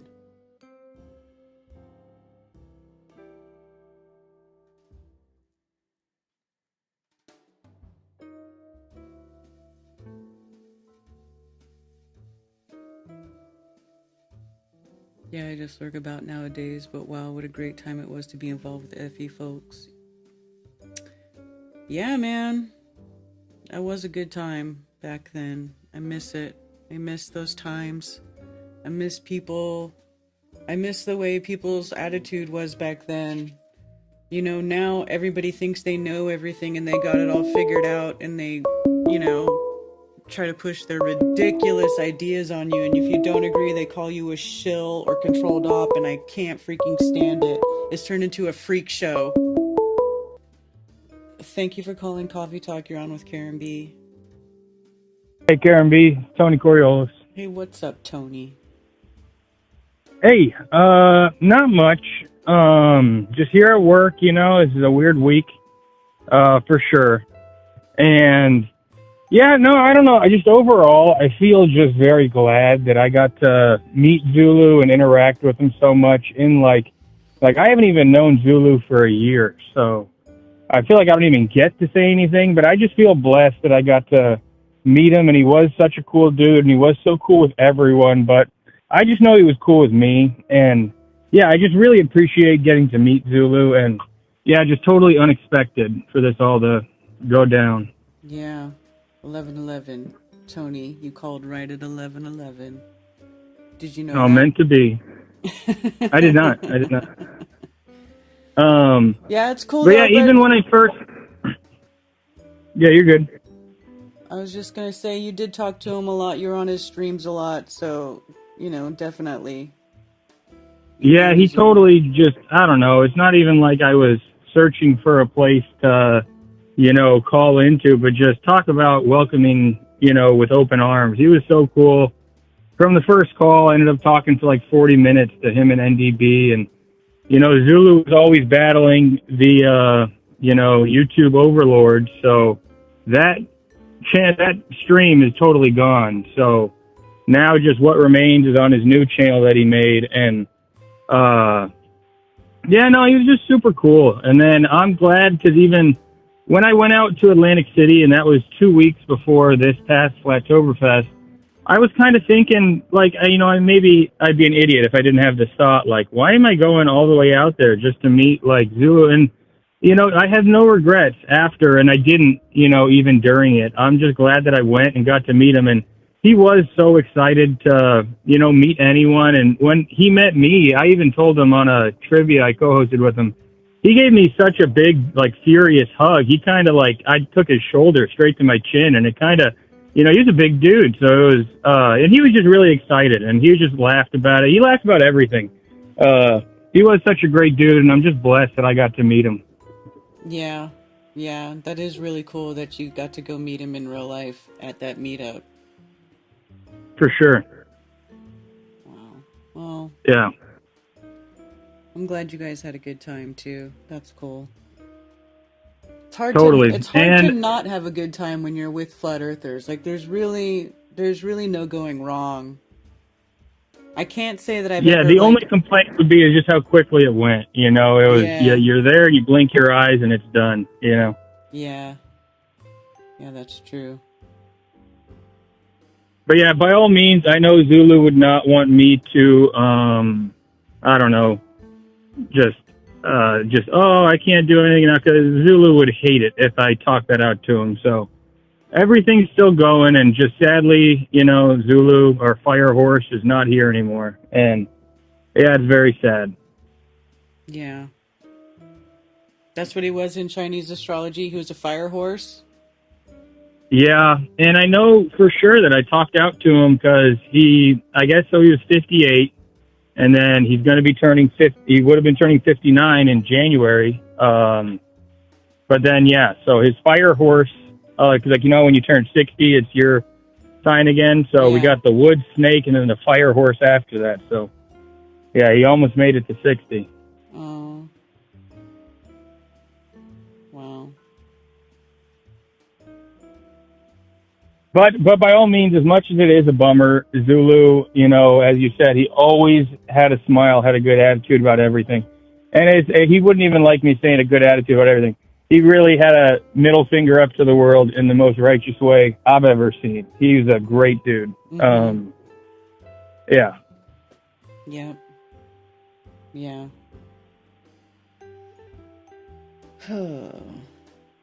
Sorry. Not very. Yeah, no problem. No problem. I ain't got too much to say either. You know, it's a rough week to call in, and I could get right back to Moon talking business, but no rush on that. We'll be around. We'll still be doing our thing, and yeah, just shout out to Zulu. You know, he was the fucking man. Yeah, for sure.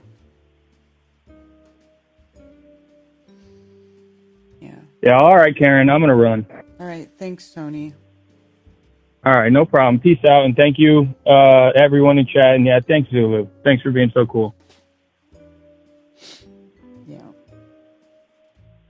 All right, later. Later. Oh.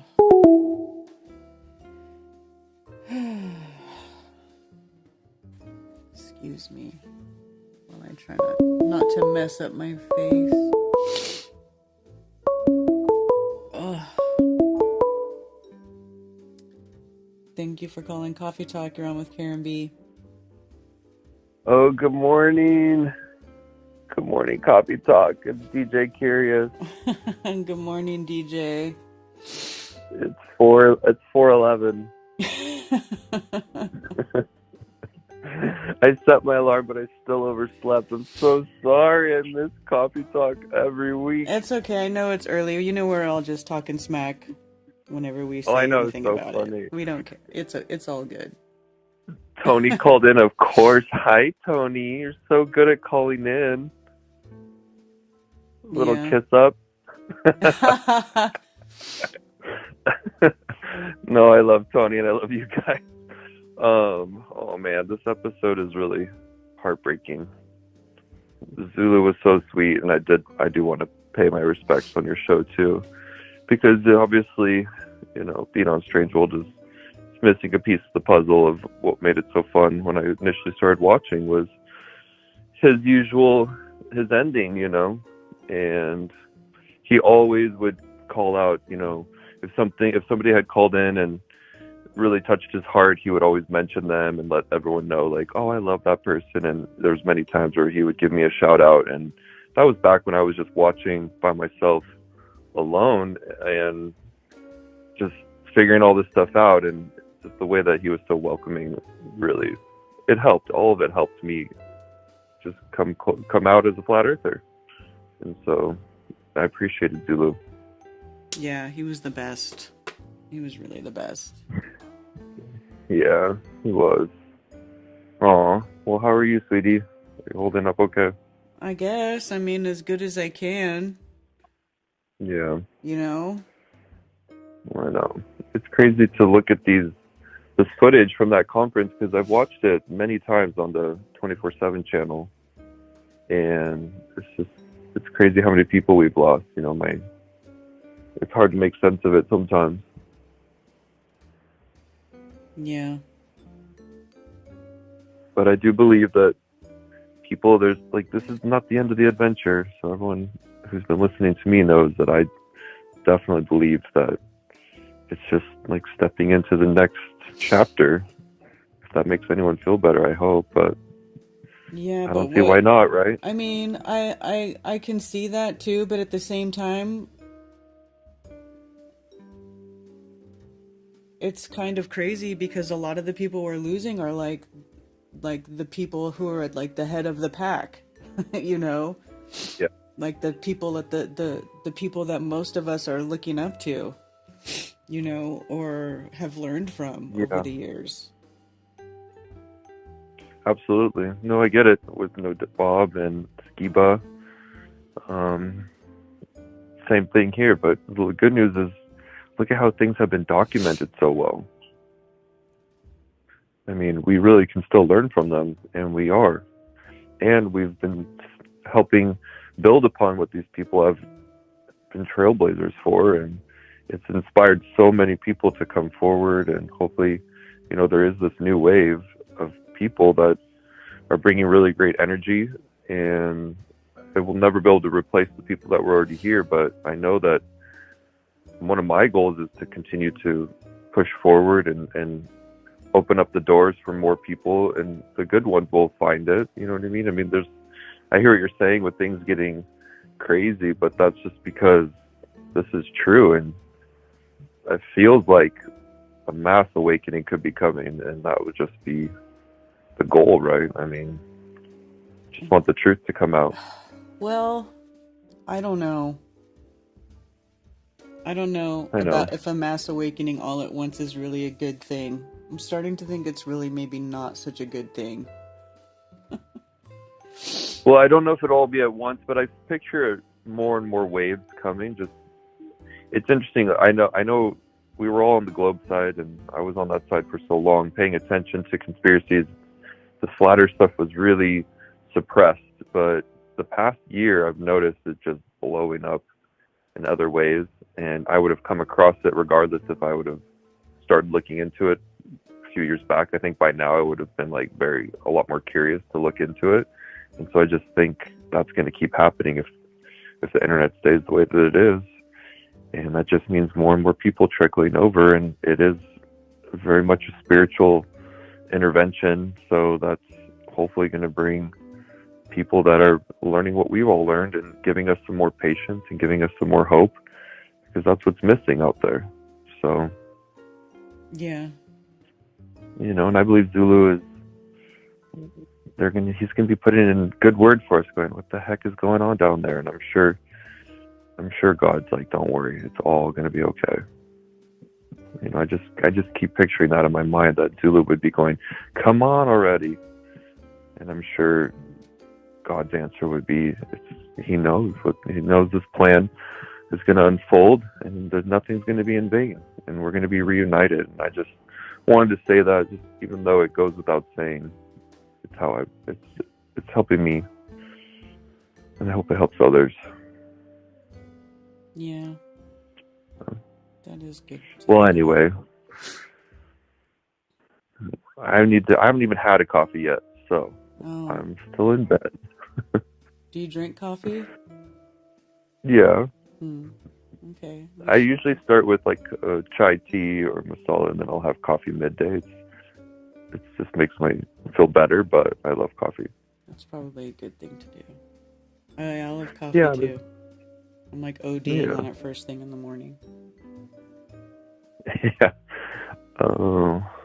Well, I know you said that this other Flattoberfest in the past it felt better or whatever, but this one was really magical in its own way. It's just so crazy, that experience we all had.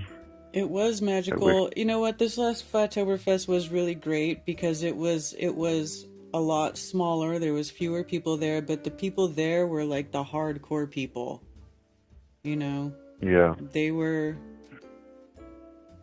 I felt like it was like the realest of the real were there. The ones who really get it. Yeah, and the people that just went way out of their way to be there was these stories were incredible. Mm-hmm. Mm-hmm. And I wish I never got to meet Zulu in person, so I really wish that I would have had the chance to meet him. I know these last couple of events were hard for him to get to, and it makes me sad, but I think that there's still lots of magic at these things. I can only imagine what it felt like years back. Oh, this first one where I'm looking at pictures from was amazing. It was amazing. It was pretty awesome. Yeah. Yeah, the energy just must have been so exciting because it was still so new. Yeah. Yeah, probably the energy from this one is still one of the best. Yeah, I bet. They're all good. Energy at all of them is good, but that one, because it was so new and it was like the first time. The first time is always the most exciting. Not that the other ones aren't good and just as awesome. There's just something about the first time. You know how it is. Of course. I mean, it's still just, if you think about it, we're all flat earthers out there. We're listening in on these shows and we're staying connected. But when we're in person, it's like we can let so many guards down that we don't get to have in our regular life. And that feels really good. Yeah. I mean, I was just so happy at this last, even though I was obviously being respectful to what had happened to the people who lost their homes and people who lost things, and there was a lot of stress. But that little camp that had popped up was just a really nice feeling of as energizing and learning more from everyone. And, I just feel like there's more good things to still come, but obviously paying our respects to Zulu. It's just crazy to think about what time is. Like, every moment counts. Yeah. It's so hard to wrap our heads around, but it's I think it's gonna be okay. It's just crazy. Yeah, we'll be okay and life will go on. But it just sucks. But it's great that we could. Sorry. Go ahead. You're going to say something more positive, and that's probably what should be said more than what I'm going to say. I'm just, what's the word? When you're just hopelessly positive. Otherwise, I'd be crying. Ugh. I don't know. Maybe it's all going to hell. Get out now, people. Yeah. You know what I'm saying? Like, I don't know either, but my faith, everyone knows, it's really strong that there is a plan, and it doesn't make sense to us, and it doesn't take all the pain away, but, it's just, what else could be the true? That we're just doomed? Give me a break. I'm not going to believe that. Yeah. Never. Yeah, no, I agree. I don't think we're doomed, but... No. It's hard to understand. It really is. I don't believe that anything will be in vain, and I do believe we will be reunited, and I do believe that there's something really, really, really amazing on the other side. It's just like stepping into the new realm and getting more answers, which we all want, and coming back here one day. I mean, that's literally the message that resonates with me, is that things will be made new. So it's just hard because we've been in the thick of it, and you guys have done it longer and been brave and put yourselves out there and dealt with more bullshit. I hear you. I mean, I get it. And Zulu was a fighter with love, but he took no. So. Yeah, exactly. All right. Well, I'm glad I got to call in. Now I can say that I've called into Coffee Talk. People were calling it Coffee Shop, and even I knew. But I think I had messed that up before, too. So whatever. The Coffee Talk with Karen B. every Moonday. Yeah. Oh, well, you're the best. I love you, Karen. I love you too, DJ. Thanks for calling. You're welcome. I'll talk to you later. Alrighty. Bye, guys. Bye.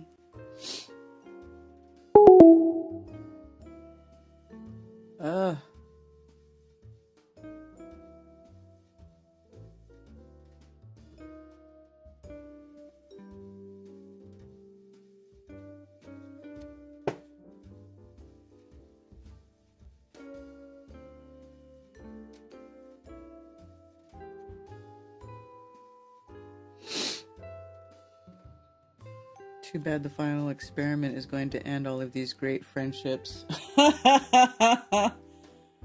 Oh, that's funny, effed up world.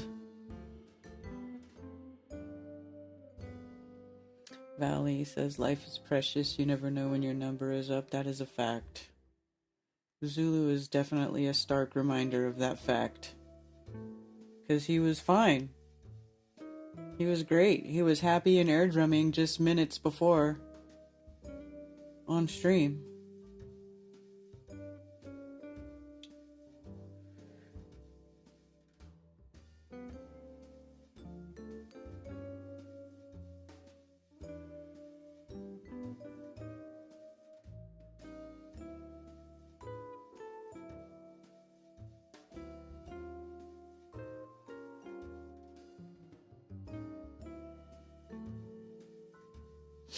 There'll come a time when population starts to realize what a joke space is. It might be sooner than we think, says Dr. Bass Ackwards. Well, maybe. Maybe.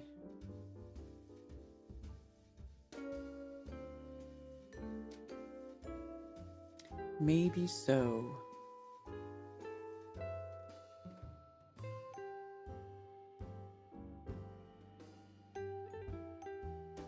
You have leaking eyes, I know. It's hard, man. It's hard. 3 things that make me ill: McToon, the final experiment, and McToon. Thank you for calling Coffee Talk. You're on with Karen B. Hello, can you hear me all right? Yes, hello. I got poor reception out in the bush. This is Clarence, long-time listener, first-time caller. You were mentioning there with DJ your concerns about a mass awakening and how it might be a negative. Mm-hmm. Are you able to kind of expand on that, just out of curiosity? Well, just based on what I've seen in the community so far, or just with flat earthers in general, it sort of breaks everything down, right? When your whole paradigm gets broken down, your beliefs are completely destroyed. Well, then they start trying to build it back up again, and it sort of leaves people very vulnerable to being misled again by something else. And I keep seeing it over and over again. It's like they think they know because they figured out the earth is flat, that now they know how to figure out everything, and they don't. They keep getting suckered by these ridiculous things. Or they become nihilistic, or, I don't know. To me, it just seems like you can't just, it's like wiping the slate clean and breaking everything down and then unleashing everybody into the wild without any sort of proper guidance. I don't know. It just doesn't seem like it would work out so well. Yeah. Well, I remember one of the flat earther people always saying that if there was a mass awakening, like, people would be more, like, it would dissolve atheism, it would dissolve all these subjective, relative ideas, and then people would just be more closer or sound to the creator. And I don't know if that would generate some kind of peace or good in things, but I know what you mean. Everyone would just get wise to what the reality is, but then they just jump on board to the new gaslighting. Yeah, exactly. Like, a lot of people, they don't go, oh, this place is created and there's a creator. They're like, oh, it's a simulation and this place was mined by giants and, whatever. They just start making up something else to avoid going back to the fact that this place was created and there is a creator, and have to face that sort of reality. It's like, even though, you know what I mean? Does that make sense? Yeah. I guess. Yeah. You're also one of the people who are somewhat hardened by all this too. Fresh eyes somehow. Yeah. That's a fact. But what was it? So there's upcoming final experiment thing. Do you have any thoughts on that? Like, do you think it's another gaslighting operation, or is there going to be any good coming out of this when it comes to validating people's beliefs or anything like that? I mean, I don't know. It just depends on what they see. What happens when they go to Antarctica? There's nothing that they're going to see. I already know with 100% confidence that there's nothing they're going to see in Antarctica that's going to make us go back to the mainstream heliocentric globe model of expanding space from the Big Bang nonsense. Like, there's nothing in Antarctica that they could possibly see that would make that true. Now, even if they saw a sun that appeared to go circling around them the other way, while that doesn't really make sense as far as what we know so far, I think there's an opportunity to learn from something like that, learn from seeing what happens in the sky. Because weird things do kind of happen in the sky when you get, away from the equator. So I think it'd be interesting to see what they see. I'm definitely okay with them going and documenting everything that they possibly can and bringing it back. Hopefully, something for us to learn from. But it's never gonna prove that things are a globe. So in that respect, I think the final experiment is sort of gaslighting, because they're saying, well, flat earthers agree. If they see a circling sun, that means the earth is a globe. Well, no, because that doesn't change the fact that the Earth measures flat. When you go for a direct measurement of the Earth's surface that we can all stand on, nobody can ever show or demonstrate or measure any curvature at all whatsoever.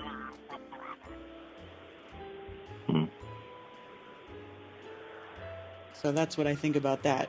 So they can go. Yeah. I'm glad they're going. Yeah. And you can like vouch for the credibility of those 2 people that are going, or the 3 people that are going. Because I don't know, like I'm new to FE, but it just seems like everyone's all like yelling about who they are and character I'll say assassination this. stuff. I've known Jaron for years.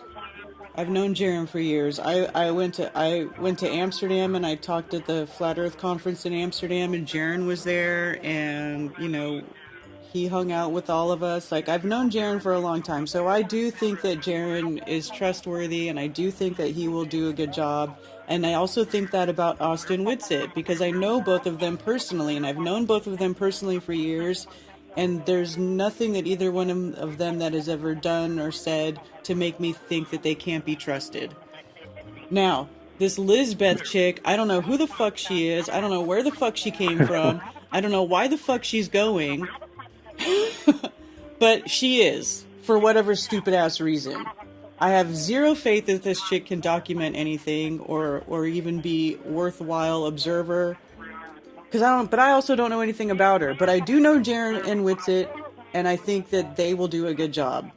And so I'm just going to ignore this Lizbeth person, and I'm just going to hope that Jaron and Whitsitt are able to document as much good stuff as they can possibly document and bring back and show us.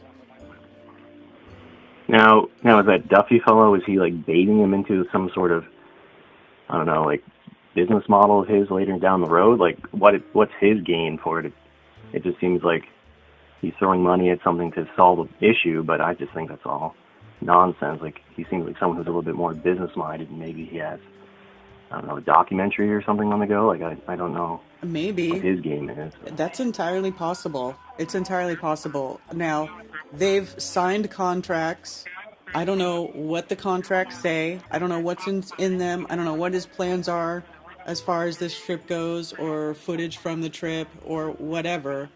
But there must be some sort of plan. I agree with you. I think there must be some sort of plan, because I don't understand why these people would just blow hundreds of thousands of dollars for no reason, just to go to Antarctica just cause. Yeah. So I don't know. Well, yeah, like you got good street smarts. Like, I don't know if you've heard much in the way of this Duffy fellow, but just like they're just people that they're not really genuine, or they're holding something. Like, they're not showing all their cards, and he seems like a fellow who, when he talks, it's like he's saying that, he just wants to resolve this so he can put this thing to rest, but then it also just seems like he has some other motives. So, I mean, look at what the majority of us are even saying, that we don't care what they see in Antarctica. It's not going to prove the Earth is a globe. So he must know this. It does seem really weird. Like, why would you spend it? And then there was interviews that he did where he's not even paying attention. He doesn't even know what the analemma is, doesn't know how the phases of the moon work, doesn't know that the moon comes out in the daytime, or like brushes that question off like, oh, I don't know, oh, does it? Oh, like it doesn't even matter. So if you're going to spend all this money on a trip just to go observe what the sun does, why would you not even attempt to like research it or learn about it, or you're just going to blow all this money? And yeah, all of it seems very weird to me. It does seem very weird. Now, Jaron made a comment, but like he just thinks it's the hubris of Globers, who they're just so confident that this is their reality and they're set in stone, and they have a definition as to what a flat earther is. And despite whatever intelligence a flat earther has, they just think they're crazy or out to lunch. So, and they have the blinders on to truth to that. So, I don't know. That could be a variable too. Like, their hubris is so high that they're going to get there. They're going to be completely humbled by the events that they see. So, I mean, possibly he has a point with that, but I don't know. Yeah, I know that you're pretty much entrenched with your beliefs with this, but I just know, like, newcomers to flat Earth, like, they might be hinging on this because you have a whole audience of people who may have just gotten awakened to it, but then you know how it is, like when you're in your evolution of your beliefs when it comes to this, like Yeah. you're kind of rocky, you're kind of shaky, and then something like this could just close the door on a whole bunch of audience of new flat earthers, right? Yeah. Whereas somewhere you'll stay with the dust clears, but I know it all depends on the outcome, of course. Yeah, well, yeah. I guess it just depends on if people are able to separate what the sky is doing from the earth itself. That's true. You know, which is difficult. That's like the number one proof that globalists have is the things that happen in the sky. You know, because they've backward engineered their whole model to match what you see in the sky. So, I mean, it could be, they could just be, you know, who knows? Who knows? So, in your heart of hearts, like, where do you think it's going to go? In my heart of hearts, I think that they're not going to see a 24-hour sun in Antarctica. I think they won't see it. All right, good show. You're the best, Karen. I like listening to you, and I only wish you good things. And I'm sorry about your friend. Oh, well, thank you so much. I appreciate that, and thanks for listening, and thanks for calling. Okay, bye. Bye.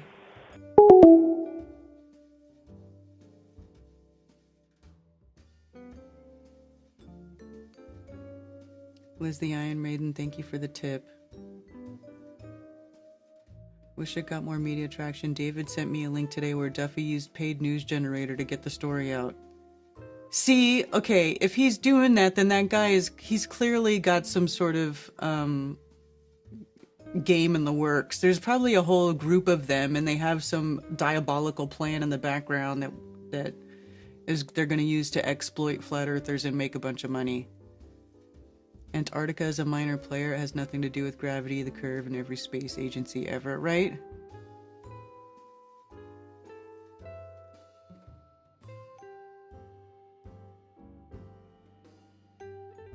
People in gray can't share links. Oh. Globies need curvature. I joined reality and noticed that there's no globe and no curvature. Exactly. Should be called the first independent observation. Hey, Richard B., thank you so much for gifting memberships to the Karen B channel. Appreciate you, sir. Thank you so much. Shout out. Something more going on there. I think there is. It just seems like there's definitely something missing. James Ritchie, thank you for the tip on Rockfin. Thank you so much.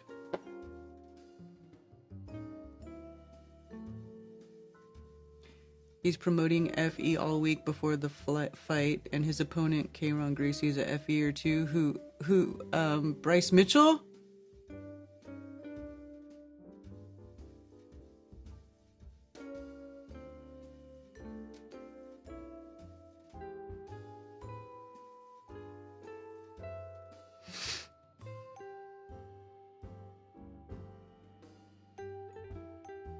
Yes, there's two Chris Pontiuses. One is an actor from Jackass, yes. No, that's not the Chris Pontius that I am speaking of.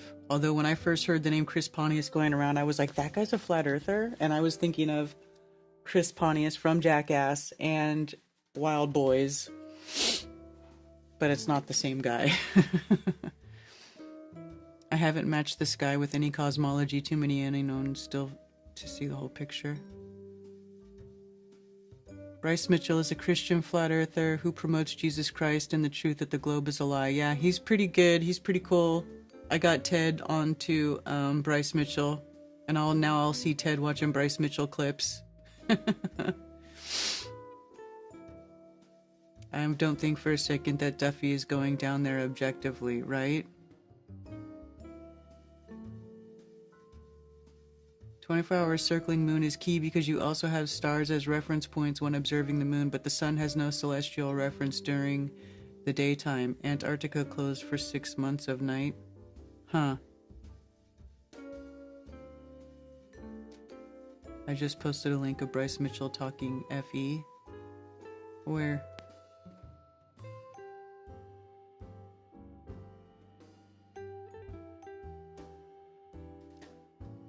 I'm not calling him Duff anymore. I'm calling him McDuffie because he operates the exact same way. Yeah. I definitely don't trust those characters. You know, and I want nothing to do with them. Now, Jaren and Austin stepping up to the plate and calling their bluff and doing it. I mean, shout out to them, because I don't want to fucking do it. I wouldn't want anything to do with that. It'll be worse than the Mad Max scene. What are you talking about?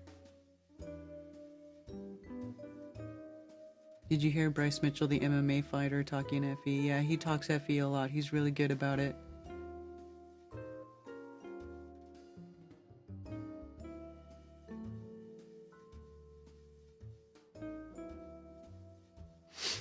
I missed it. I can't find your link, Billingtano.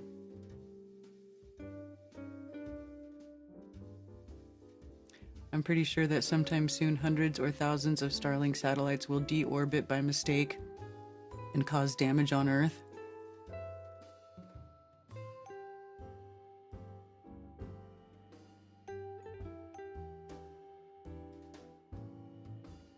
I think it's certainly absolutely within the realm of possibility that they have an alternative motive or something that they're not disclosing. I absolutely do. What that is, I don't know. I mean, let's see, today's the 9th. Aren't they supposed to leave tomorrow? And isn't this Justin Roberts? I was just looking through these pictures and I'm like, this is Justin Roberts who does all the activism. He's the Florida guy. He was at the very first Flat Earth conference and I never knew that. That's pretty cool. Right? That's Justin Roberts. Unfortunately, you can't see the name on his name tag.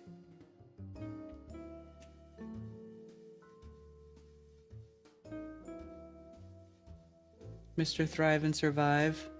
You know what? See in this how he looks kind of out of shape and a little overweight? You know this guy now, when you see him, he's like all rocked out. He got himself into super good shape. He looks like a football player now.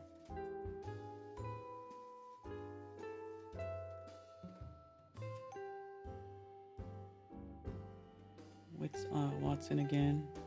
Rob Skiba. Yes, the earth is flat.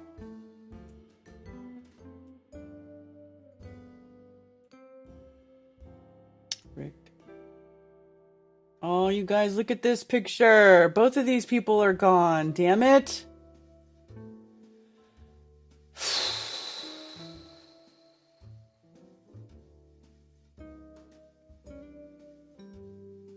Bro.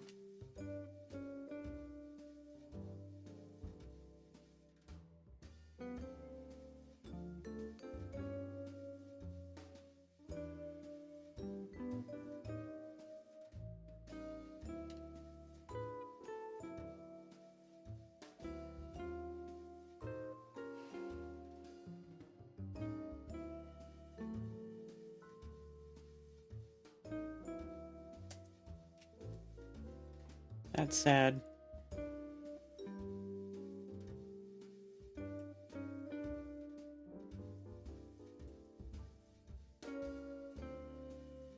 I also think it's funny that they put marksargent.com and Mark does not run marksargent.com. There's Zulu on the mic. And I remember when Zulu came and got on the microphone at this conference, everybody kind of clapped because they recognized his voice from calling into Strange World all the time. Anybody that was there remember that?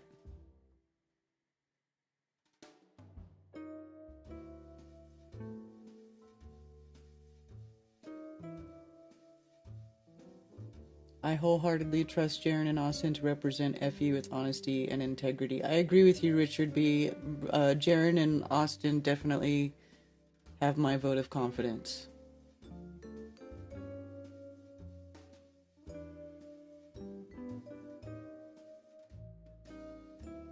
You were at 2018 FEIC and you didn't meet me?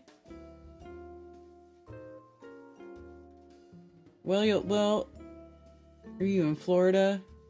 We'll have to have a meetup and figure it out somehow, but I'm not doing any more Flattoberfest. Hi, Carrie, again.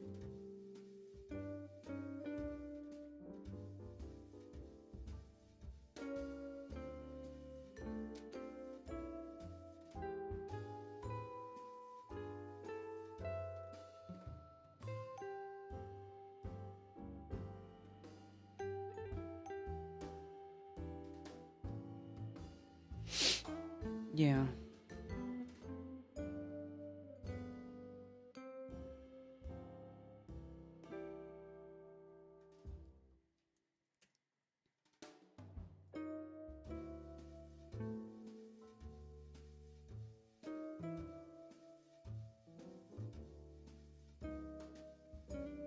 There's Zulu right here.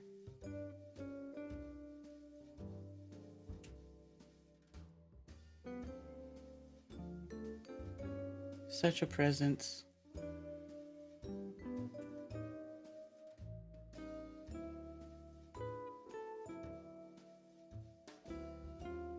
And as Mark Sargent was signing his Illuminati cards, giving them out.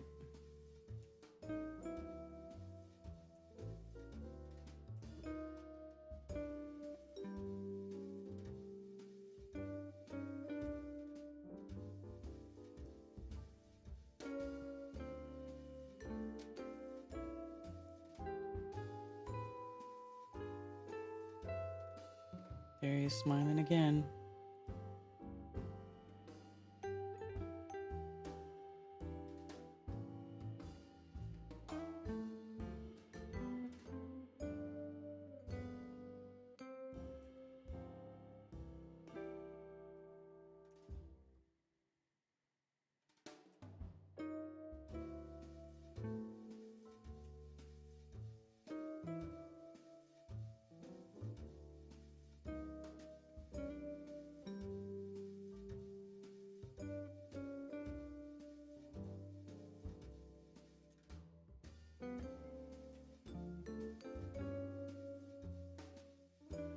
Oh, there's that Earth is flat light. I got one of those.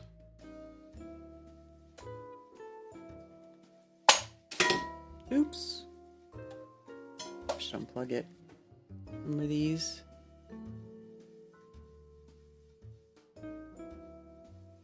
I have to find a place to put it again.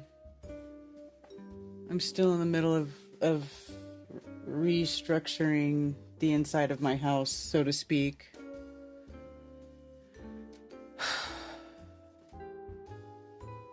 Low-key, I have a crush on Karen B. I might have to use that lyric in a song. What?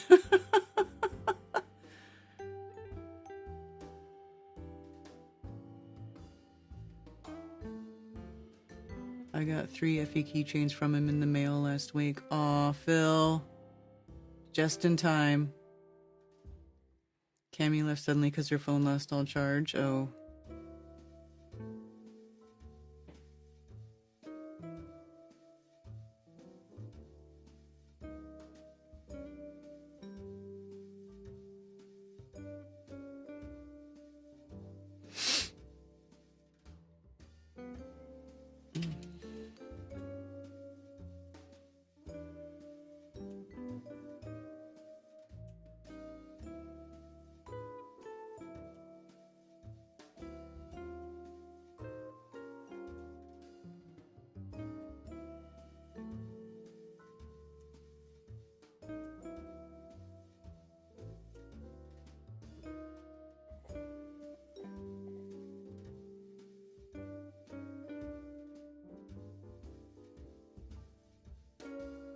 There's that picture Mark used.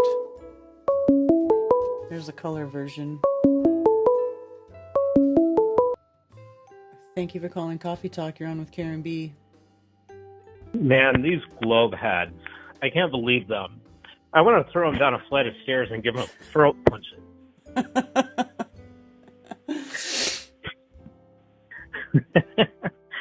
Sounds like that a Zulu had to be quote. said today, didn't it? Yeah. That sounds I like should have something... called them motherfuckers. Yeah. Exactly. Exactly. The final experiment. That it still kills me that he's calling it that. The final experiment. It's not an experiment, and it's not final. I know. The only thing that would be final is to find curvature to the Earth. Right. And it's not an experiment. No, it's not. It's stupid. It's not an experiment. I'm so glad Whitford's gone. Yeah. Yes, better them than me. And when are they going? When's this happening? I think they're supposed to leave tomorrow. Wow. Supposed to So they're leave going tomorrow. over Christmas. Yeah, well, that's when things happen out there, so... Huh. Well, cool. Should be fun. It'll be nice to see the penguins at least. Yeah. Yeah, I wonder if they have a... They don't know. I don't know if they have a... Oh, here we go. Antarctica. I'm looking in Witsit's Telegram group, which is highly active. Go ahead. What were you going to say? Are they going to the geographical South Pole, so-called?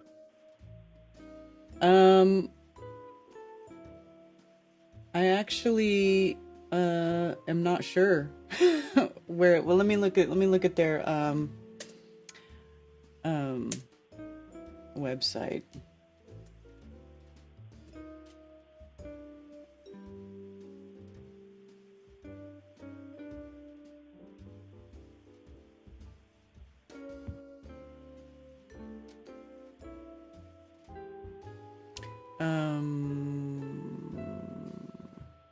I don't know.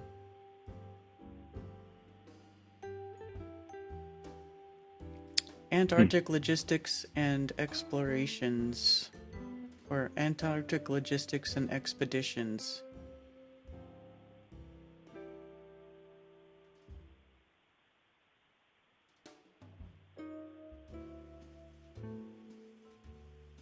I'm not sure. Well, it'll be interesting. And like you said, when you look at the stars, the star paths in the south, Mm-hmm. That's a big mystery to us. So if they do see the 24-hour sun, it's related to that, I guess. Because we really don't know what's going on with the stars in the south, right? What do you mean we don't know what's going on with the stars in the south? Well, it's not like up here where we see them rotating around Polaris. The paths, when you take a time exposure, the paths of the stars are really wonky looking, right? Well, not really. I mean, they go in a circle, but they go in a clockwise direction instead of counterclockwise. Oh, is that all it is? I thought they made some strange, like, squiggly paths. No. In certain places between the equator and South Pole. No. They make a circle. There was a few flat earthers that lived in Australia that did Southern Star time lapses, and it looks just the same, except the stars literally are they're just rotating in the opposite direction, of course, just because you're facing south and not north, but everything's still going from east to west. Uh-huh. Well, if that's all it is, it makes sense. Just like, I've seen videos. I think Dave Weiss did a video with the pot lights in his living room, and of course, if you're looking at the light from one end of the room compared to the other end of the room, if they're just going in a clockwise pattern versus counterclockwise, well, that would make sense, I guess. Mm-hmm.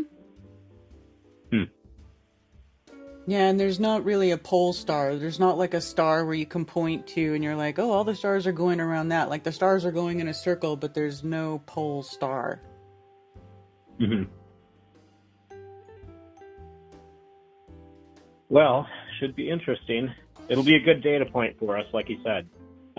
Yeah. All right. All right. Lots of throat punches. Yes, much love and Bye, throat Zulu. punches. Much love and throat punches. That's right. Yeah. See you soon, Zulu. That's right. All right. All Bye. right. Bye.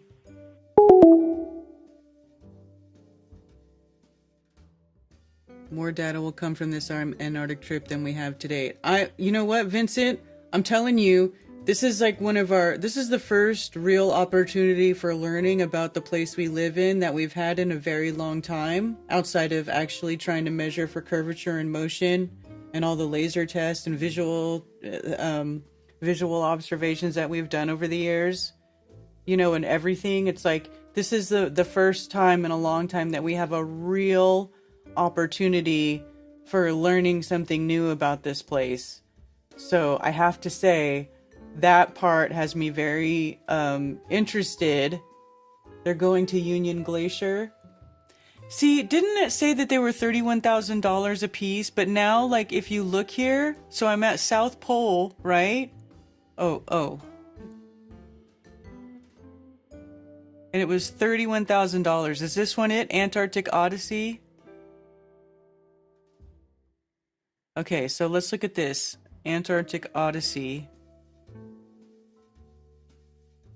5 days, December 14th. So let's read about this. As the Odyssey name implies, embark on a custom voyage to the remote interior of the Great White Continent, Antarctica. As a land of extremes, only a select few have the opportunity to visit the highest, driest, windiest, coldest continent on Earth. Immerse yourself in the ultimate wilderness, surrounded by pristine views, untouched spaces, and profound silence. Enjoy 24-hour daylight and gain an appreciation for the land that has drawn explorers, adventurers, and scientists for over a century. Live on a glacier where the ice is almost 5,000 feet thick and explore all of the landscapes this unique environment has to offer. It's almost a mile thick. Our experienced guides will tailor daily excursions to suit your personal goals. You'll have the opportunity to hike over waves of blue ice, ski across frozen sastrugi, or tour the polar wilderness aboard a snowmobile. Then hop aboard one of our ski-equipped aircraft for a spectacular scenic flight over Ellsworth Mountains. Activity level easy. Easy trips offer comfortable adventure under normal polar conditions. They include gentle activities like scenic tours, short treks, talks, and skills sessions. If you want more adventure, we can offer you that too. You can participate at your own pace and be active as relaxed as you wish.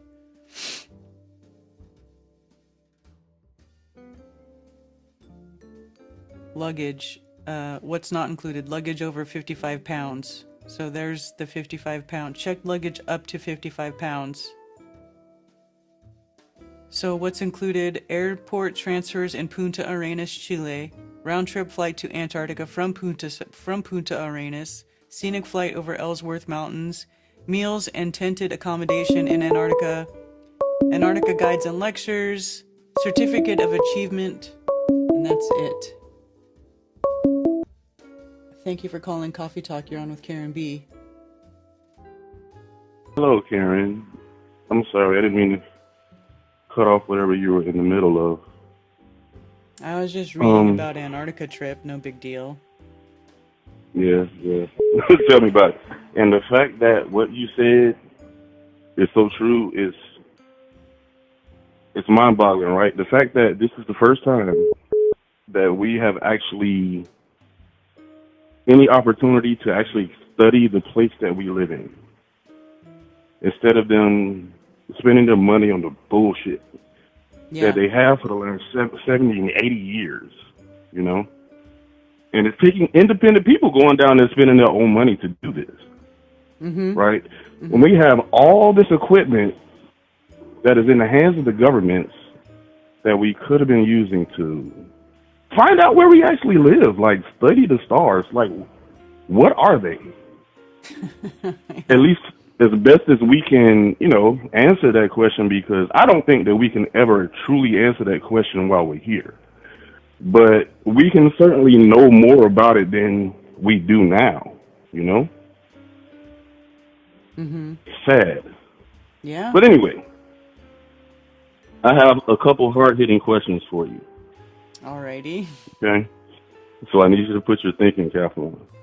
Oh, by the way, I'm a snake, too. I was born in 1977 as well. You're a little bit older than me, but that's fine. You're still a fire snake. I'm literally a fire snake because I'm a Sagittarius, so I'm a fire sign and a fire snake. Nice. But question number one. What, because you were more plugged into a lot of things than I've been. What are meteor showers? What are meteor showers? That's a good question. What are they? Well, in my opinion, they're just part of the cycle of whatever this realm is, whatever this place is. Everything is cyclical, and those meteor showers happen every year at the same time in the same part of the sky. So it's just part of the cycle. I don't know if it's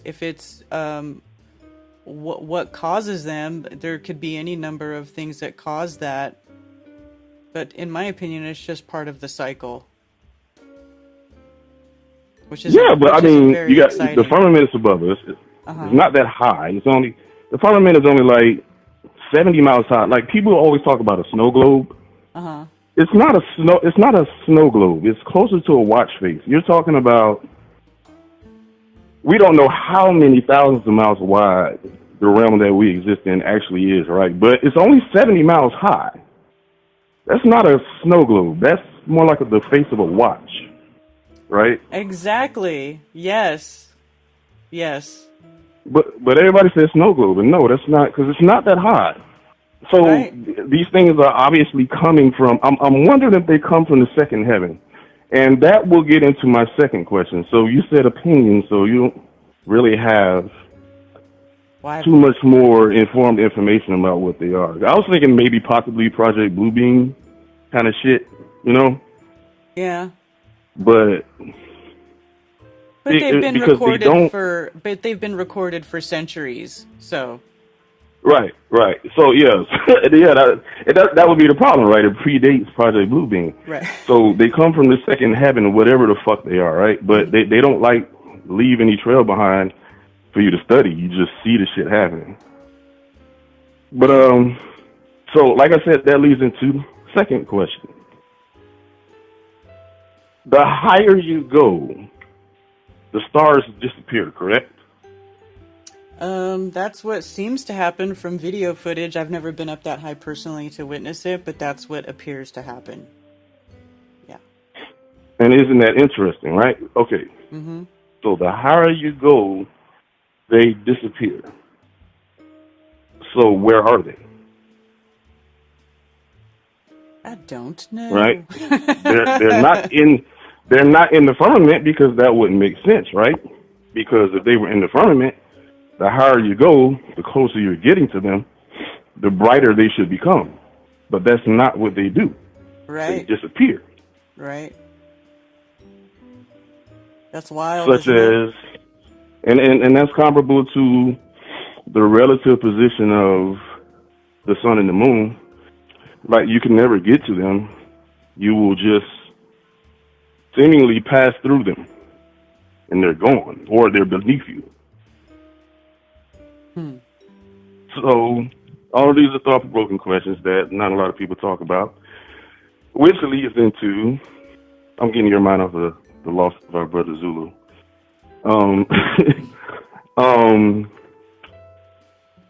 Okay, now you talk a lot about the sun and the moon, which I love, and you turn your attention to more of the questions that we can't really answer, which is indicative of a sharp mind. Like, don't dwell on the shit that you can already find an answer for. What about the shit that we don't have an explanation for? Which is and this is inherent within creation. Like, it's all around you. You're just taught to not pay attention to it. So I mentioned the second heaven. We can see it, but we can't necessarily go to it. Right? Mm-hmm. It's not literally, I mean, okay, so let me take this from a different angle. I'm going to go heavily into scripture, specifically the books that were taken out of the canon that we know of today. Okay. The book of Enoch and the book of Jubilees, right? Mm-hmm. First and foremost, they describe a 364-day year.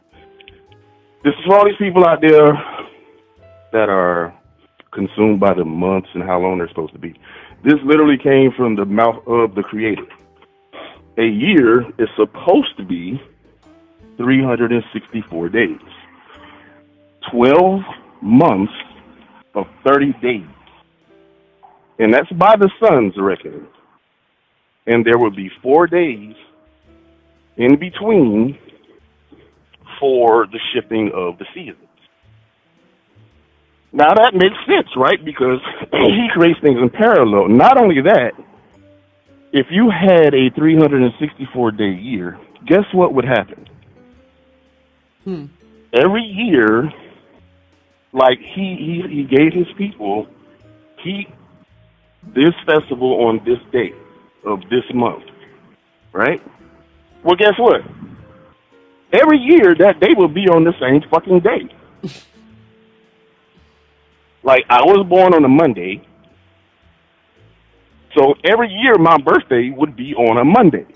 Ah, okay. Wouldn't that be kind of bunk, though? Well, that's the way he created it. It's not about whether it's bunk or not. It's about that's what he said, right? And you either go shut the fuck up and listen to the Creator, or you're going to be like, well, that doesn't make sense. And because one of the things he said immediately after that, as soon as he said that, he said, you motherfuckers are not going to keep this, so I'm going to fuck up the skies. Because you're going to fuck it up. And guess what's happened? How many times has the year been shortened or added? You know, like the calendar has been fucked with beyond our recognition. We have no idea, except for the 7-day week. We really have no idea where we are in time because the sky is fucked up. So he kept his word. But that's the way that he created it. What do you mean the sky is fucked Right? up? How is the sky fucked up? Well, if you listen to, I'm not an expert on this, Karen. I mean, I'm just an ex-military guy that has studied the Bible all my life and other things. So I don't know, but if you listen to people that are more in tune with nature and how it's supposed to be, they will tell you that the stars are fucked up. The sun is fucked up. They're not in the correct places. Whatever that means. And I'm sure you've heard that before. Well, the only thing that I've heard about that I can think of is like people who are talking about like different types of astrology. So there's tropical astrology, and then there's sidereal astrology. And sidereal astrology is where you look at the sun and the moon and their relationship. There you go. Use those big words on me, girl. That's what I'm talking about. Come on. So that's when they're looking at the sun and the moon in relationship to where they are compared to the stars. Where tropical astrology just kind of puts it as one big, as everybody, it puts everybody on the same starting point. Where if you're going by sidereal, you're going by based where you are physically on the face of the clock, right? Because these are observations though. They're not going to change. What I'm talking about is in relative to what it's supposed to be. If you understand the difference. I'm talking about the way that things are supposed to be relative to what you can observe. You know what I mean? What nobody does, Karen. That's the point. Okay. But the people that, outside of the sciences, right? Because science is what? Observable and repeatable. Mm-hmm. You can't really observe the past in spite of what they would have you believe. Right? You can't observe the past because your ass wasn't there to see it. Well, we can only observe it from Earth, from where we are on Earth. Well, you can observe the effects that it has had, but you don't know what it used to be for you to have a comparison. I mean, Now, it might be somewhere underneath the vaults of the Vatican, like how much they have actually shifted. All I'm saying is that, like, the people that are more in tune with nature, they're like, our ancestors told us that the sky is fucked up. The sky clock is off. It still works naturally because what else would it do? But it's not the way it's supposed to be. So it seems, like I said, when you tie all these things together, that the Most High kept his word. Right? If I'm not mistaken, 3,000 years ago, harvest was in spring, which is another thing that he said. The year begins in spring. And doesn't that make sense? I don't recall them saying that harvest was in spring. Harvest is supposed to be like October or September. 3,000 years ago, it was in spring. We've noticed that time has been slipping. It's subtle because we are only here for 100 fucking years, and that's if you're lucky. Not much is going to change about the things that you can observe in 100 years. For instance, if you live to be 100 years and you keep a 364-day year, compared to the system we have now, then when you die at 100, you are actually around 4. I actually did the math on this. I'm a nerd. You're actually around 4 months older than you think you are. That's not going to make a whole lot of difference in your lifespan, which is all that we have. So, and this is the part of the arrogance of mankind. We only perceive things as they are relative to us. When you see things as they are relative to the Creator, a whole lot of things make more fucking sense. But it takes a much longer time because he's cosmic, he's immortal. But he knows what's going on, and he told us what's going on, right? Mm-hmm. So, again, are we straying too far off track? Because I still really haven't gotten into my observable theory or anything like that. Like, if you got any questions, we can address those, right? Or have I piqued your curiosity in some manner, shape, or respect? I'm just curious where it says that harvest was in the springtime 3,000 years ago. Where's that? Where does it say that at? I don't know this for complete 1,000% accuracy. I only brought it up as a frame of reference, like as far as time slipping. But in relevance to, because we see things shifting. We can observe that in our own lifetimes, right? Temperatures fluctuating. But again, that's something that he said was going to happen. So is that true? And this is in Greece. 3,000 years ago in Greece. Now, by all means, go ahead and research this, fact check it. Like that, iron sharpens iron, right? So if anybody out there knows this for truth or not, but if I'm not mistaken, I saw this because I devour information. I saw this some years ago, and I found it very interesting that the harvest in Greece was in spring 3,000 years ago. And if you take into account how time can slip over that much amount of time, then sure, that could be a thing, right? But I'm only using that to make a point, which I've already made a point. When you step outside of yourself, because this creation is literally not about you as far as the individual. It's about us collectively and what the Creator said was going to happen, and how do you fit into that? That's a decision that you make. Nobody can make that shit for you. You have to make that decision. But he already knows everything that is going to happen. The story's already written. Now, do you trust and believe him? That's a part of the journey that we all have in our relationship with him. And that's an individual thing. But creation is not. Creation is not subjective. It's objective. Very much so.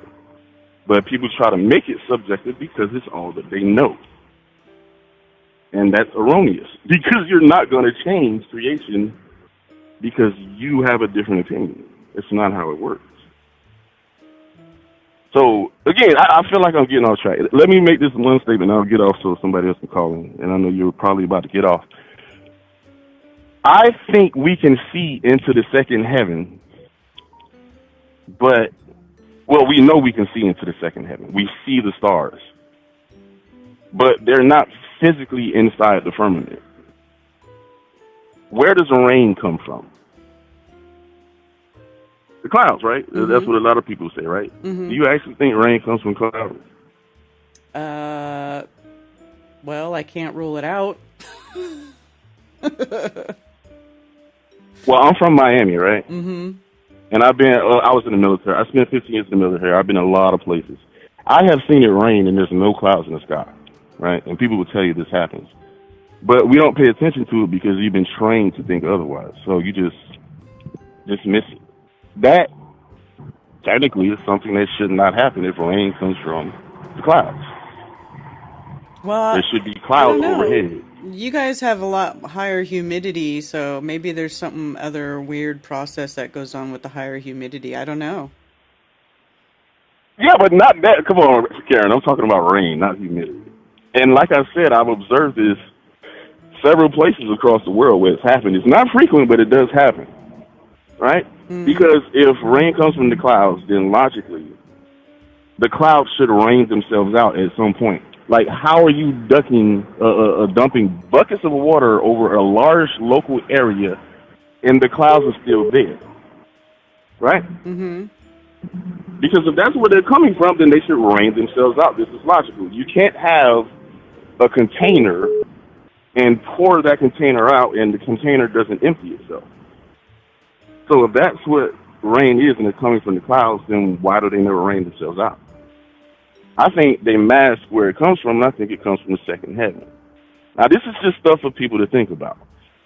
And the obvious example is the stars. You can see them, and logically, if you get closer to them, they should grow larger, but they don't. They disappear. I'm going to leave you on this. Just again, food for thought. We have no idea how creation works. We just know that it works. For instance, one of the most simple things that any scientist in the world can exhibit their brilliance to me is by explaining how I can take an orange seed and hold it in my hand for years. I can literally die with that fucking seed in my hand and nothing's going to happen. Whereas, if I open a hole in the earth, chuck it in there, cover it up, it fucking grows. Anybody that can explain that process to me, outside of that, we know it happens because we see it all around us. But that is one of the most miraculous things in creation. And you don't think about it. Yeah, that's true. Right? Mm-hmm. The way this place, because it doesn't logically fit anything that you have been taught, you have no frame of reference. One day we will see Zulu again. How the fuck does that work? How are you not your body, but it's the only frame of reference that you have until you exit your body, and then, the people that have, like, near-death experiences, they come back and say, yo, that spirit world is more realer than the physical world. Mm-hmm. What the fuck does that mean? Right? But these are things that you don't think about. But anyway, I think, is somebody calling you? Somebody trying to call too? Yeah, there's people trying to call. Yes, ma'am. Okay, so, look, hey, good first talk. I will get off. Just food for thought, okay? All right. And thank you for what you do. All right. Take care. Okay, thanks for calling. Bye. Bye. All right. Oh, of course, then the other call stops calling. Call again, person who just called 3 times in a row if you want. Now the phones are open. Come from God's sewer.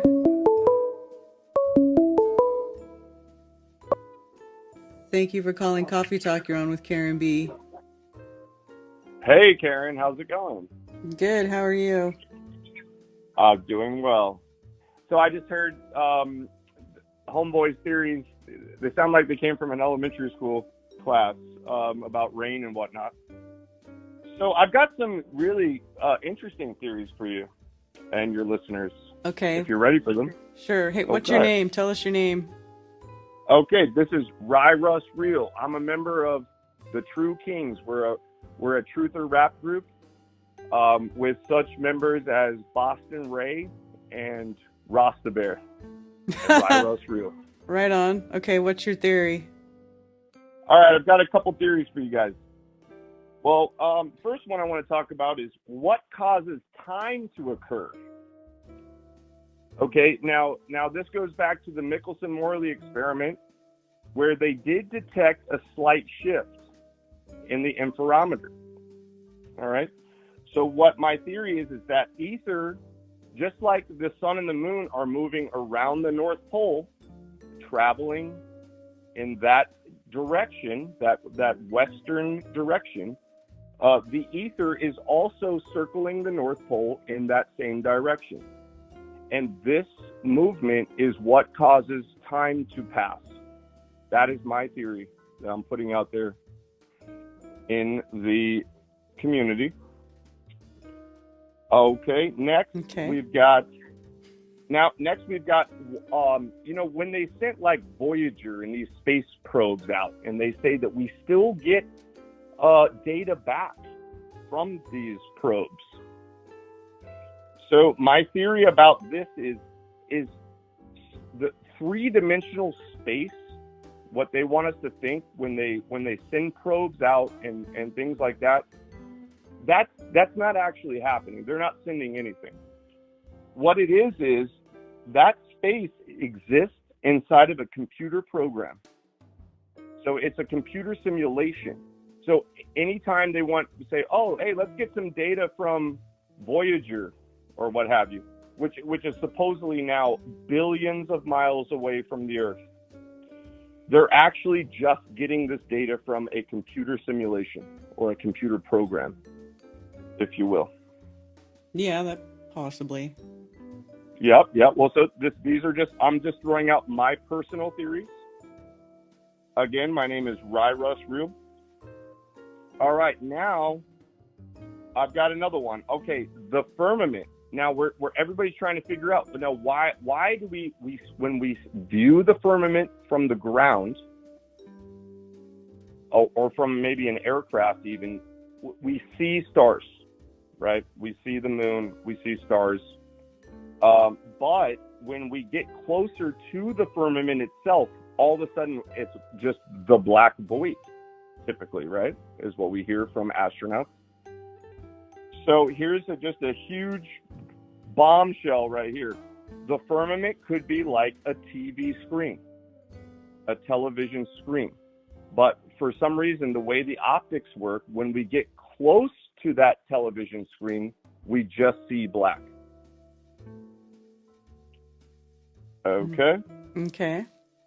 Now I'm going to throw this out there just as a bonus. I was the truther that dropped the bombshell. I want everybody to know that the center, when they say the center of the Earth is magnetic, I was one of the first people to ever come out and say that can't be possible, because of when you heat up iron or steel to 1,500 to 2,000 degrees, we get no magnetism detected. Right, the Curie temperature. Exactly. So yeah, I proposed that about 5 years ago, I believe. So I may have been the first one. I'm not 100% sure. But I was definitely one of the first. So there you go, guys. That's it. Those are my theories for today. And I'll come back another time. Alrighty, take care. Thanks for calling. All right, thanks, Karen B. Mm-hmm.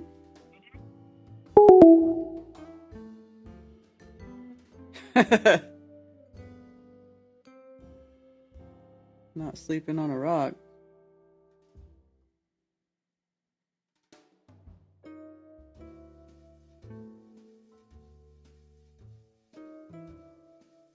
What's rock pillow? Oh, you're talking about Rasta Bears.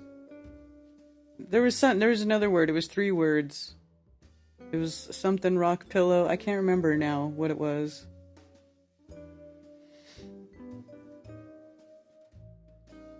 People said that. I know, Brian. It's kind of actually that's very early FE 101 stuff. I was saying firmament is a light water alloy cell phone screen, and since 2015, they're on strike. I'm waiting for mail.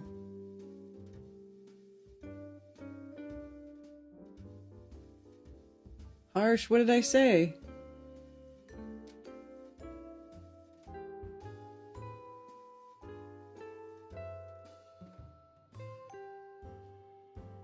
what did I say?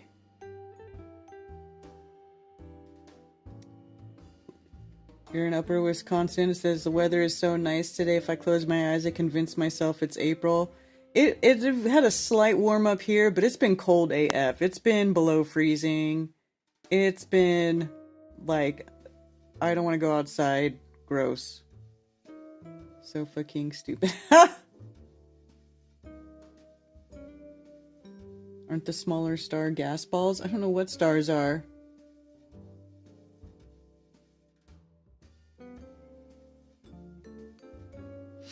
I don't know what stars are.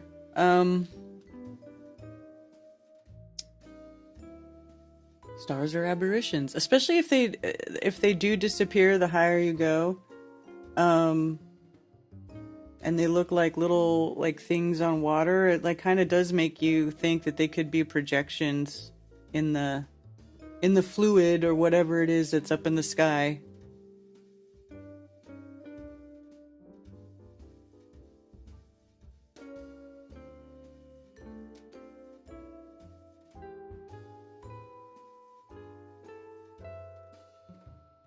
It's hot here in Miami. Yeah, I saw your video, No Despair Bear. I was watching your live video a little bit where you guys were all walking around in shorts and a t-shirt. I'm so jealous. I was telling Ted, I was like, I think I could live in Florida. Thank you for calling Coffee Talk. You're on with Karen B. Hello? Hello? Hello, Karen. It's Rasta Bear. Hey, Rasta Bear. What's going on? Oh, I'm just chilling, having a beautiful Monday here. I heard my name. It's one of those things where if you hear my name 3 times, I might appear. But you tried calling earlier, though, didn't you? I did. I tried calling earlier, and there was another call. But it wasn't my time yet. Okay. So, yeah, I just thought I'd hop on real quick and say good morning to everyone out there. And, yeah, it's a beautiful day here in Portland. Okay. Talking about the one, Zulu 1. That's how we're running some stuff about him. I'm so thankful to have been able to meet him when I came over there to the Flattoberfest. Oh yeah, 2021. You know, that was really epic. That was one of the funnest times ever, actually. And yeah, getting to actually interact with Zulu 1, and no, he's a real dude. He had one of the biggest hearts of anyone in the community. Like, he was like the glue that held the bricks together. You know, the concrete that just, like, you know, brought people from different angles of. The mortar. What's that? The mortar holds the bricks together. Yeah, the mortar. Yeah, he would come from different angles to just, you know, pull people together, and you know, like his siege shows that he did, you know, during the lockdowns. You know, that really helped so many of us get through those times when he would, you know, do those late night shows and just talk about how all the madness that was going on, and we'd just sit back and reflect on it and have a place for us all to come together and to really, you know, reason with one another and get our thoughts gathered in a coherent manner. It's just, I'm so thankful that, you know, he had that platform, you know, and he was willing to step up and do that and be such a pioneer in the movement of the flat earth community. You know, he was just a legend. And you know, there's no one that will ever be like him. And I don't know how he got his name Zulu 1. You know, that's like a African tribesman thing, the Zulu Nation or whatever. No, it's not. Zulu is military for the Z, Zulu. So Zulu 1, that was a call sign that he picked up. Him and Mark Sargent discussed it. Because they both have the name Mark. Okay. And Mark he'll always like the call sign Zulu 1. So it's got nothing to do with like Shaka Zulu. I see. Well, see, that's where like my Rasta side of my brain like goes. Like I'm like, oh, I hear Zulu. I'm like going to Africa, and so that's interesting, and which ties in even more because I decided just on a whim last night.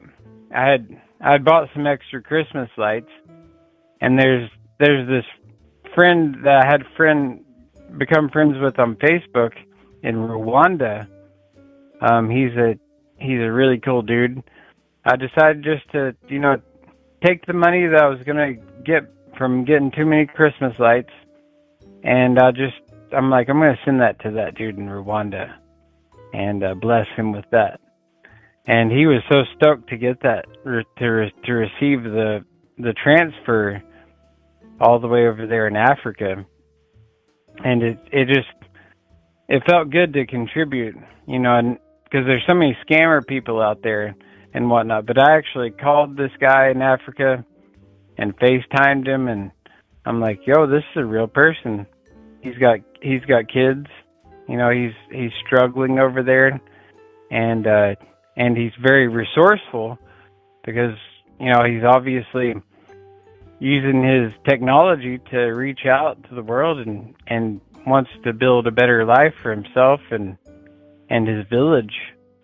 And so it's cool to be able to connect using technology from, here in where I'm at in Oregon all the way to Rwanda, just with the click of a button. Like I do a video call, and all of a sudden I'm looking at somebody who's in Africa.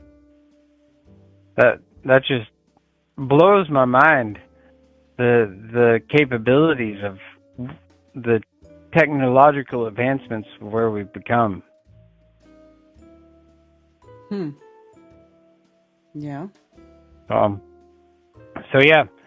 So I don't normally do that, but sometimes when you get a good feeling about people, and he makes music too, who knows, he might actually be featured on a song or two coming up here if we can get him to lay down some tracks. So might be making some music from Africa to Oregon to Florida, all about using this digital technology to our advantage. It's really cool the abilities we have right now. Like we have no excuses to not just conquer all of our problems and our things that stand in our way. We have a lot going in our favor right now. There's a lot of things that are not in our favor, but things are looking pretty good on the upside. I took my daughter to see Die Hard the other night in the theater. Have you seen Die Hard? The original? Yeah. Yeah. Mhm. Yeah, we went and saw it in the movie theater on a Saturday night, and it was so rad. I don't think I've ever even seen Die Hard until I went and watched it with my daughter, just to do fun, because it's like a Christmas movie because it happens over Christmas, and it's such a ridiculous movie. It's hilarious.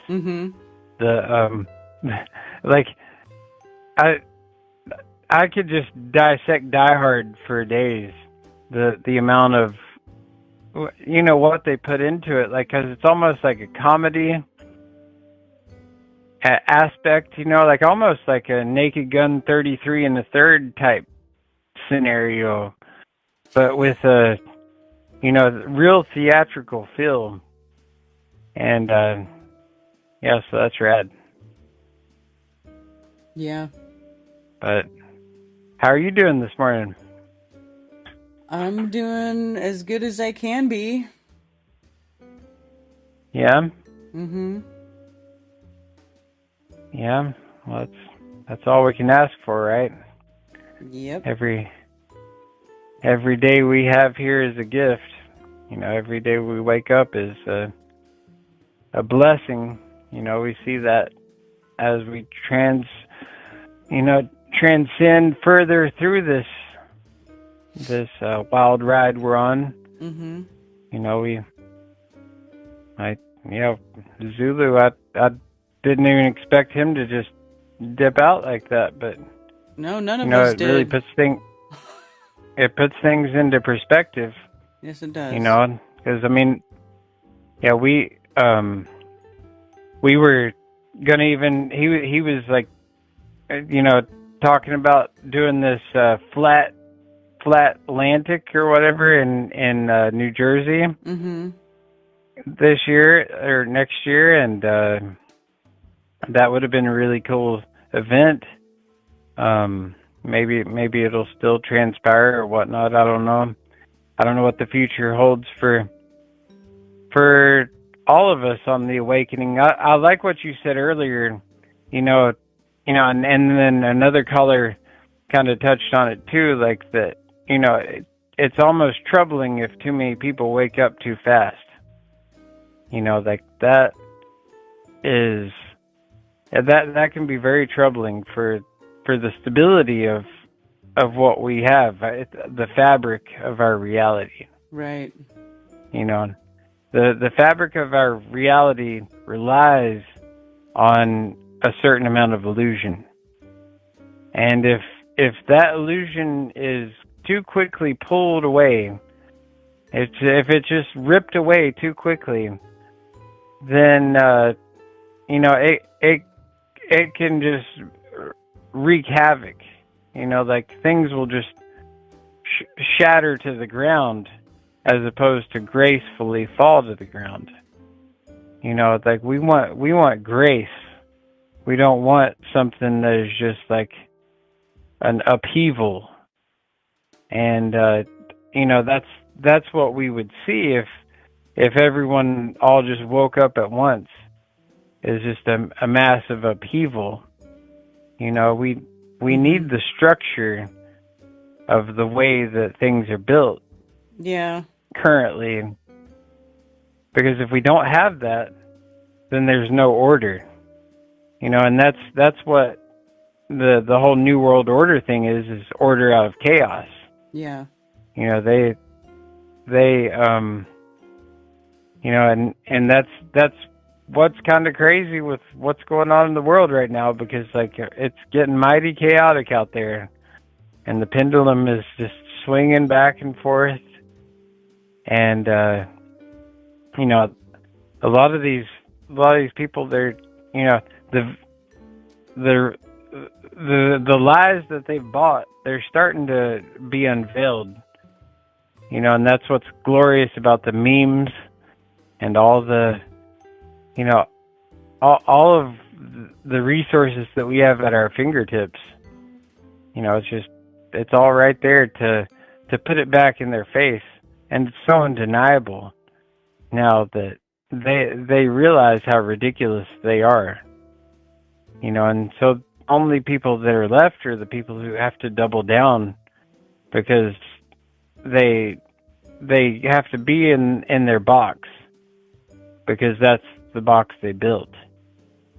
But the rest of us, though, we're free from that restraint at this time, and it's a magnificent point to be at, and it gives me lots of hope for the future.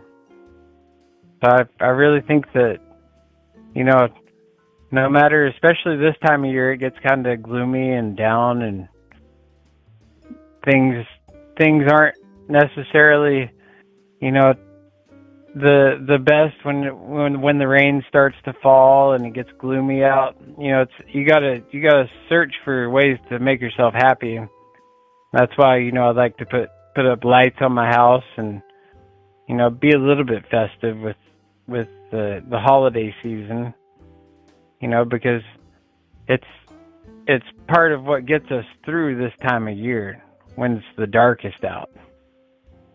And beyond that, everyone going to Antarctica, I wish them well. I pray that this venture brings forth some revelation of sorts, on both ends of the spectrum. I give everyone going the benefit of the doubt. Like you say, this whole talk of the final experiment has been so wild to divulge this past year. There's been, I would like to see a tally on the number of hours spent of streamers that have spent streaming on this topic. Ever since it first was brought up. Like how many people have talked about this final experiment? Because it's massive, the amount of time that has been put into it. And so I hope that they make it there and that, they get some good information from the trip. At the same time, I think it's hurtful to just call people shills all the time, like some people want to do, if somebody offered me money and a trip to go to Antarctica, I would surely take it. Why not? Like that sounds awesome. I love going on adventures, and going to Antarctica is a mighty fine adventure. It's like I used to love that movie back in the day with Jim Carrey called Yes Man, where like he had to say yes to everything. Oh, and yeah, I've seen that. Yeah. So I try and let that, as long as it doesn't really hinder me too badly, I like to let that be my prerogative in life, to try and say yes to things that I wouldn't normally say yes to. Because it gets you in some really fun predicaments at times. To just nudge yourself, because that voice inside your head that says no all the time, that that's that little bitch voice in the back of your head that's like, trying to keep you in your little box. But the yes man is the one that's like, yes, let's do it. Let's do it. Whatever you got, bring it. Because with truth, you don't have anything to hide and you don't have anything to fear. Because you're a true fearless warrior. You're willing to step up to the plate and go and just carry along. Mm-hmm. And so that's that's the energy I want to put out there. Is just to push a little bit harder, make it. We're here to build. We're here for a purpose. We came here for a very specific reason. I as a old soul feel like we chose to come here, and we chose to come here at a very specific time and for a purpose. And so it's important that we harness that, and don't let that time pass us by without seizing it and doing everything that we can to, make an impact on this reality while we're here. That's what is important, because once we're gone, we're gone. But if we can build a legacy while we're here of some sort, if we have a legacy to leave behind, then that's quite a bit more than, 99% of the people who are just doing the 9 to 5, taking all the tickets. There's so much more to this world than just what they feed us. And that's the thing, once you see what they're feeding us continually, and then you start to reject it on a daily basis. It's so liberating, because I started doing Instacart this last year, shopping for groceries for people, and it's one of the funnest experiences. You go out and you do grocery shopping, and I've got a couple local stores that I go to do my shopping, and I shop for a lot of people who are afraid to go outside. Maybe some that haven't even since the whole scamdimity haven't gone outdoors, and I go and buy their groceries for them, and I drop them off and deliver them to their doorstep. And it's so fun to go out and interact with people in the grocery store. Going, I know. And not only that, but to see all the different products on the store shelves with the ingredients that are in all these foods. And that's another asleep, thing you would that's notice? really exciting. That we'll see what happens with, but we're at a turning point where they're actually putting it on the front headlines about the processed foods, and the food dyes and the food colorings and ingredients and things that are, that have been so toxic to our children and to all of the adults and everyone. It's coming to the forefront where people have to face up to that. Thank you for calling Coffee Talk. You're on with Karen B. Oh, hey, I made it. Yeah. Made it through. Yeah. Who's this? How are you, Karen? This is PK. Hey, PK. What's going on? What's going on? So, first time calling in. Love that you do this in the mornings. I wanted to bring up a couple things. I sent you a link in your Telegram. I don't know if you have your Telly pulled up, but it is of, do you know Shane from Ether Cosmology? Yes, Shane St. Pierre. Yeah. So he the link is to his like FE Dome site, and it's like an interactive model, and it's one of the best ones I've come across, and I think it's pretty cool that in it shows the if you click polls, and I don't know, I actually stopped the live, but if you want to pull up that site real quick? Yeah, I got it up. Oh, cool. So if you scroll down, you can go and click polls. Okay. And then click the right button where, like, next to stop, and go to number 4, and then hit play. Okay. So they go south. And I'm so sorry, not polls. Go to day night. Oh, day night. And then go to 4 and hit play. That one. Ooh. So this is cool because it kind of shows the coffee cup caustic sort of idea of how the outer, edge can have sunlight, but the sun not be there. But anyway, this is a very cool interactive model. Just thought I would share that. I came across it not too long ago. So other than that, I heard you talking about the contract and stuff. So I know a little bit just from watching them that, like, they can't use their image or whatnot without final approval. So that's cool. They feel secure from, hit pieces.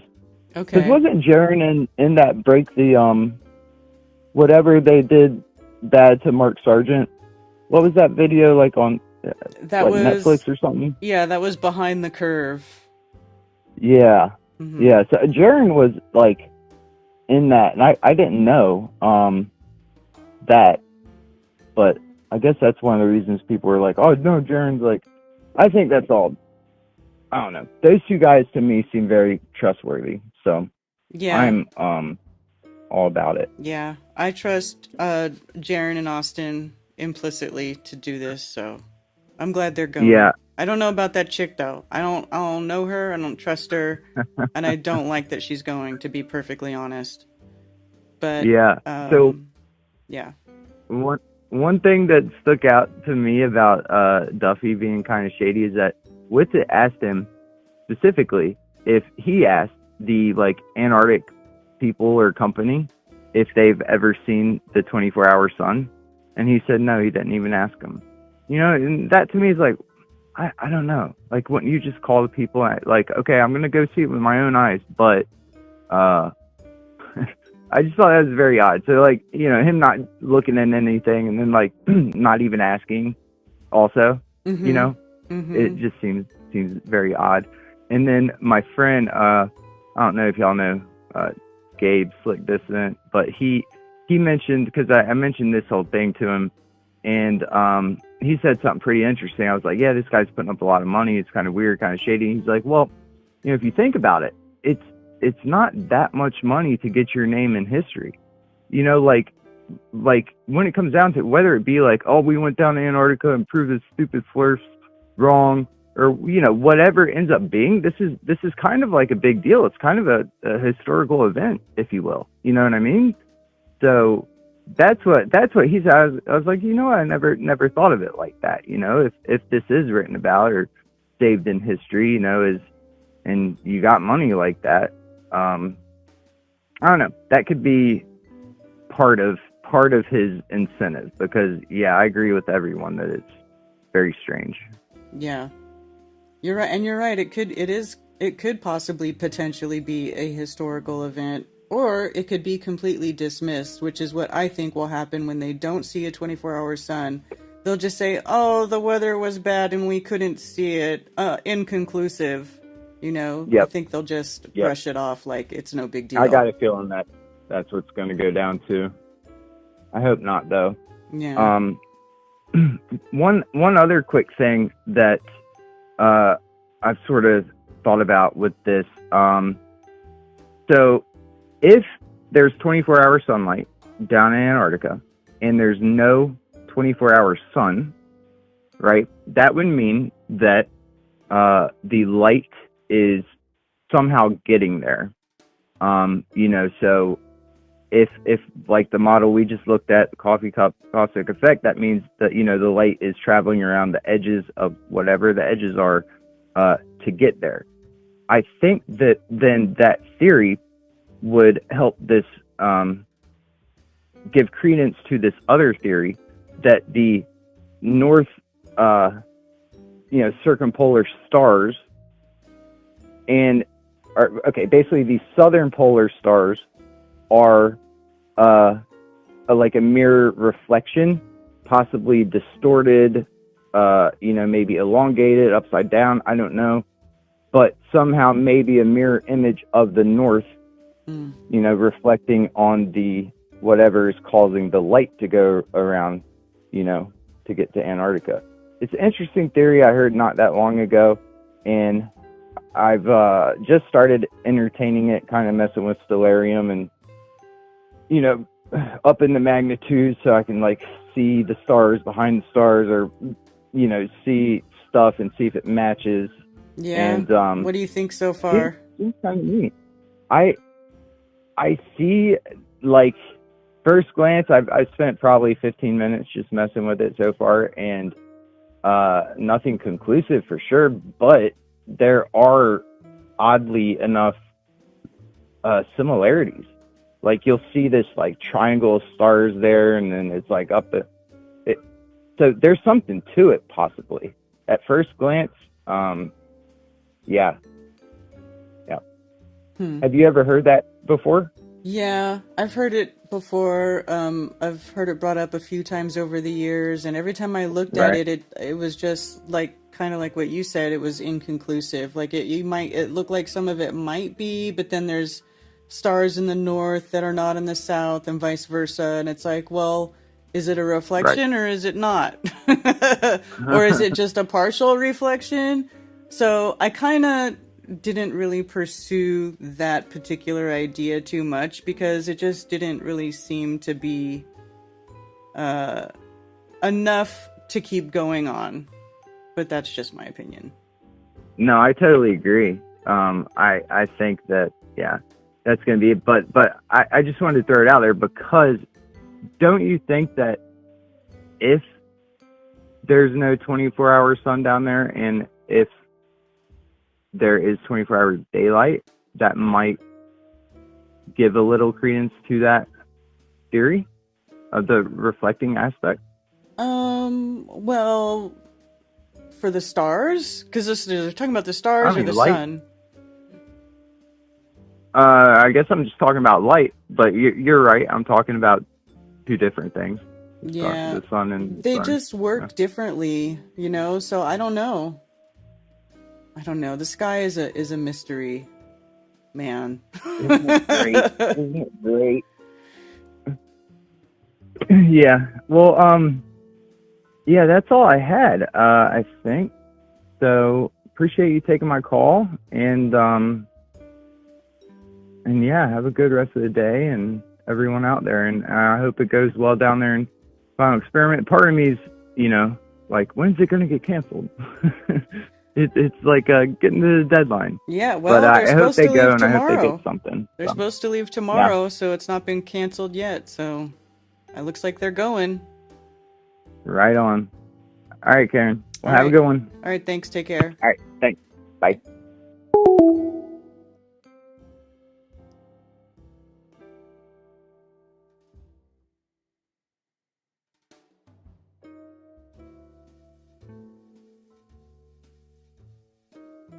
If I don't get through, hello and thank you for the membership. Creek Mary. I'm finally figuring out what it's all about from this call. Haha.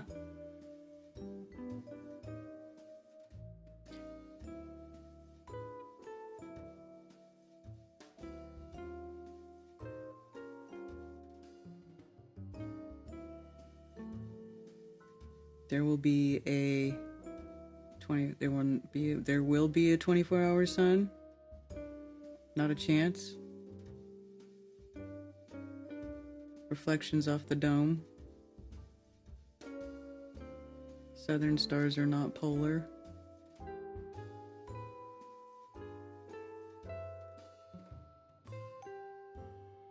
Bingo, the reflection. Oh, KJV's eating this shit up. Was your mind blown?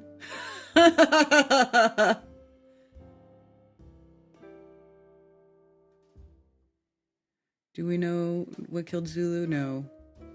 I guess it was just the creator wanted him with him, and it was just his time to go.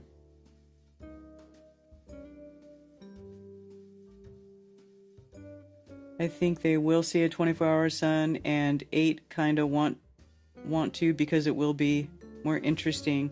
Leo Slayer, you know what? I'm gonna tell you what, I agree. I think it would be more interesting if they saw a 24-hour sun than if they didn't. I kind of don't think they will, though. I lean towards they won't see it, but if they did see it, that would be so freaking interesting to me. I'd be like, dude, that's amazing. How's that happening? How's that happening? Because Earth is not a globe. I don't care what anybody says. It's not a fucking globe like they tell you. It just isn't. It just isn't. So, then it would be a matter of, okay, Cammy, we need to sit down and get out all the lenses and the spheres and the crystals and the lights and the lasers and the miroscopes and all this fucking shit because I want to know how that's possible. Right? But it's definitely not going to mean that the Earth is a globe. Definitely not. It would be way more interesting if they saw the 24-hour sun. Not gonna lie. Way more interesting. But I kind of don't think they will. That's just my opinion.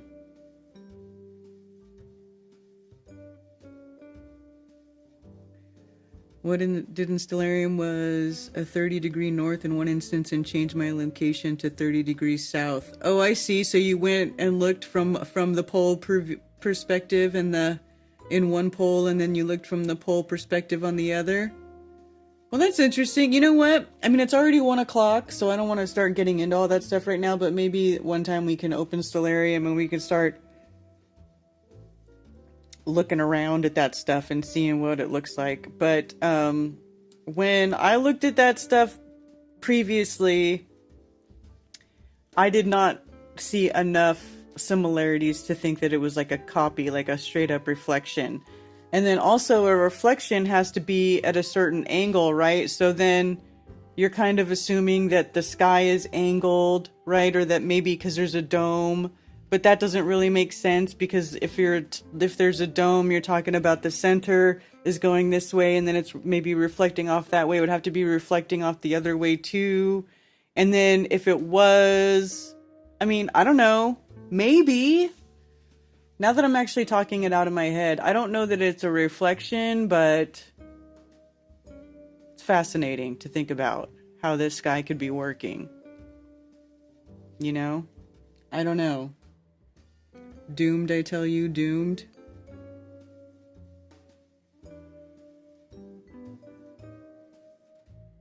System of a Down and Deftones are playing Toronto together in September. Ooh! I would love to see System play with Deftones.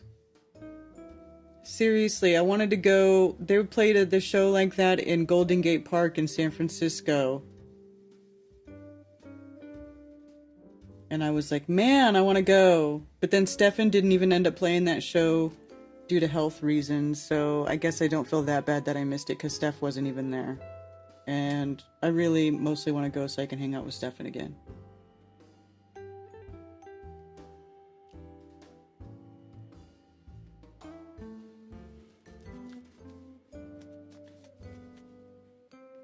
Watching rain fall from the clouds, wondering where else it would fall from. I know, you know that.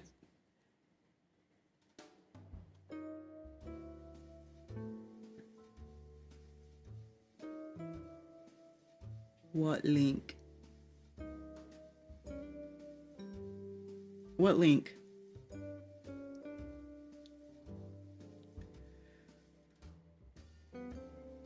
Everybody's going to the party, have a real good time. You listening to some music? CSV?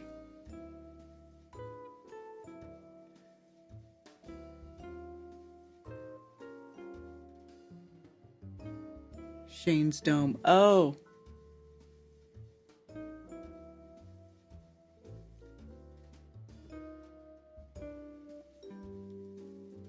Here.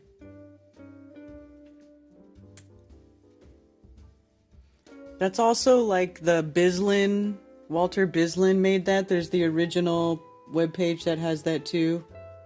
Let's see.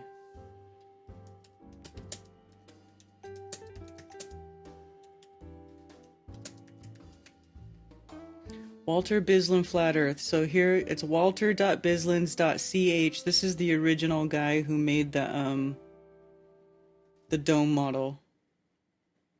So you can look at it here, and I guess Shane's got it on his site too. I'm not sure if he links to this one or what, but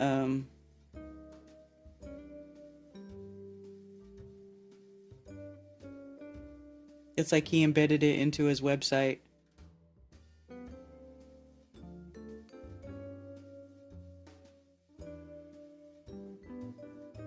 That's why I don't like the moon map thing, because it's the same dumb look in the sky to know where we're living, what we're living on looks like. Yeah.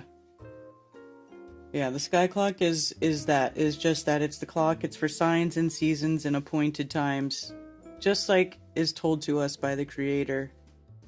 It just helps us keep track of time. So where the other guy was saying, like, the ether going around, that's what makes time continue. I mean, I guess so. Time is just a construct. Time doesn't even really exist, does it? But the way that we, quote unquote, keep track of time is based on the movement of the sky clock, right? When the sky clock changes position, that means that time has passed. And then how much it's changed position tells us how much time has passed.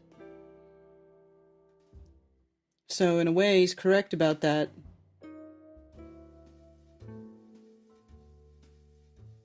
Eating dinner and watching Karen B. That's so funny because you guys are so far ahead. Beta breakers.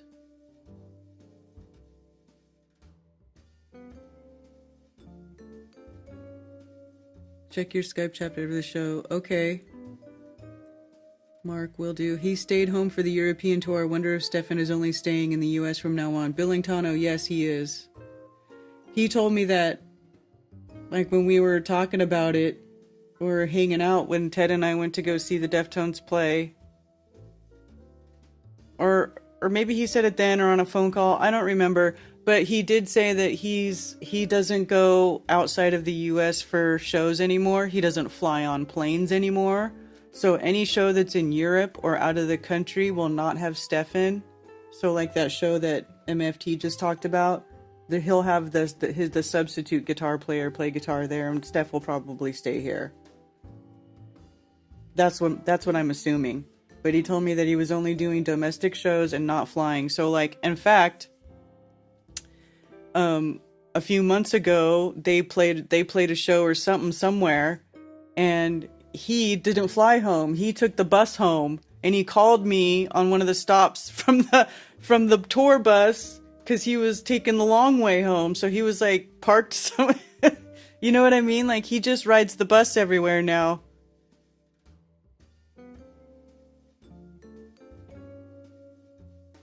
Time is resistance.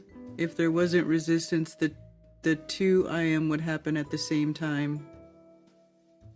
I'm not sure I understand 100% what you mean by that, Ben. What map does Jaren use in his logo? It's not even, it's not a correct map. He said that he changed it. He had the AE map in his logo before, and he said this a long time ago. I'm pretty sure this is what happened.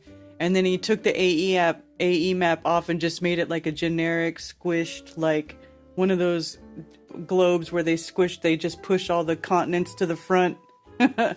You know, so that you can see them all, but it's really not accurate. That's the logo that's the globe that's in, or the map or whatever that's in Jaren's logo.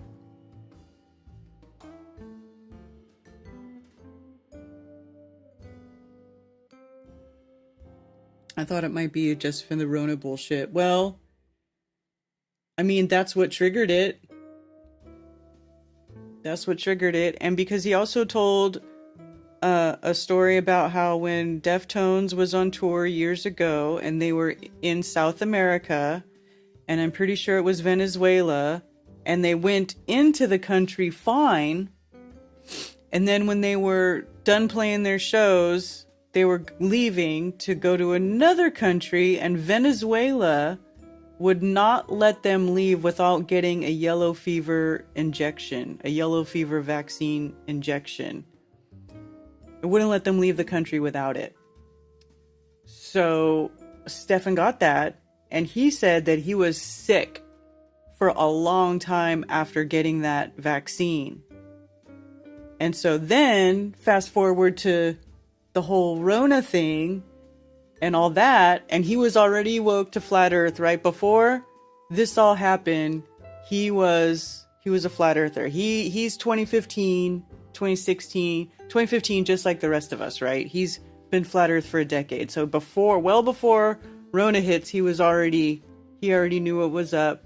So then that all happened, and then that's when, and then they didn't even go on tour, if you remember. Like, everybody's tour got canceled because Deftones put out an album in 2020 called Ohms, which is a fucking killer album, by the way. If you haven't checked it out, go check it out. It's a dope album.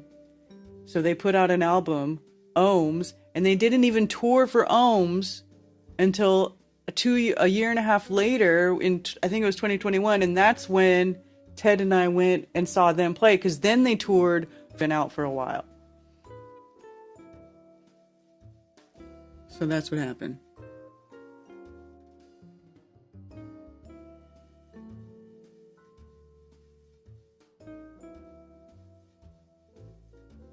Refuse, resist.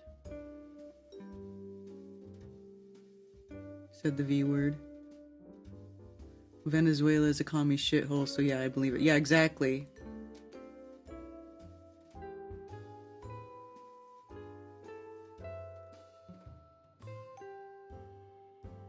Yeah.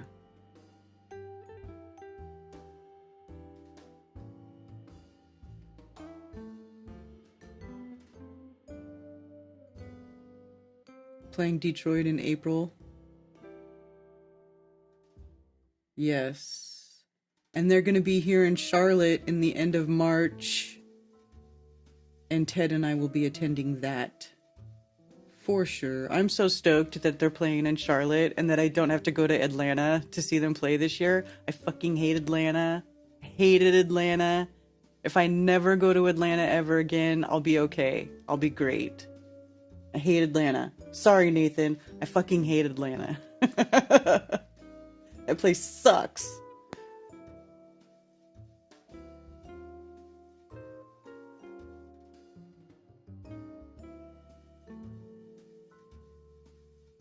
Heard rumors someone tried to blow up The Hague. Is that true? Dude, there's been hella gnarly shit going on. The president of Syria was assassinated. Syria's going down the tubes. Israel's gonna try to take over Syria. It's pretty crazy. That CEO guy got assassinated.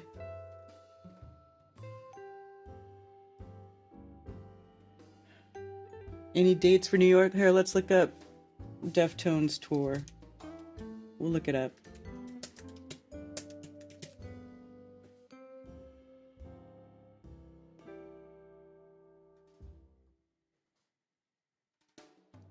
Deftones tour. March 24th in Charlotte. See, Oregon, Washington, Sacramento, California. That'll be a crazy show because Sacramento is their hometown. San Francisco, Inglewood, Las Vegas, Arizona, Texas, Atlanta, Florida, Sunrise, Charlotte, Nashville, Indianapolis, Ohio, Illinois, Michigan, New York. Here we go. Madison Square Garden.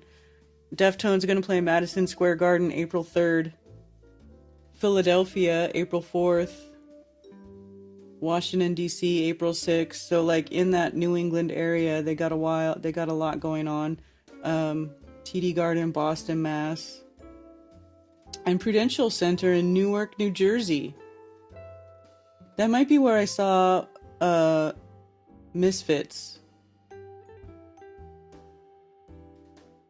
System of a Down with Deftones and Polyphia in Toronto, Ontario, Rogers Stadium, September 3rd. So there you go. Madison Square Garden in New York. You're just in Sacramento, Brian? Sorry about that. Okay, let's see what Ben says. If I plug in a cord to a power, electrons bump into each other until one falls out the end. This is measurable. If it is a superconductor with no resistance, power exists at the same time on both sides. Because of this, there is no loss of power to heat, blah, blah, blah, which are all resistance. Okay. Syrian president fled to Moscow. Are you saying he's alive? Because they're saying that he died in a plane crash or something. Those band dudes should have contacted the U.S. Embassy in Venezuela to avoid... Well, but they didn't, you know, this is years ago. I think it might even be before Flat Earth. It was a long time ago. And I don't think they knew enough to do that. I think they were just like, whatever, you know what I mean? I don't think they even thought about it, but I don't know. I wasn't there. Maybe we can get Steph to talk about it if we bring him back on the show. Or bring him back on for a stream. I don't want to hear about it till it's Humboldt.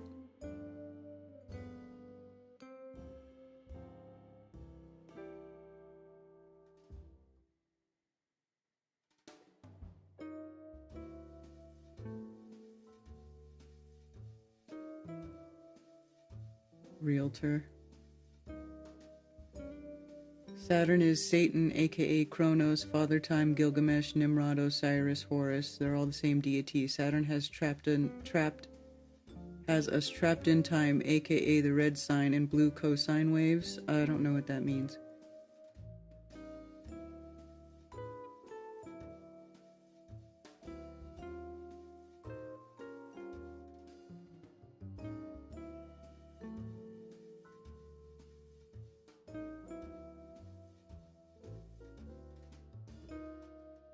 Why the fuck is my question being censored? Brandon C., what question did you ask that's being censored?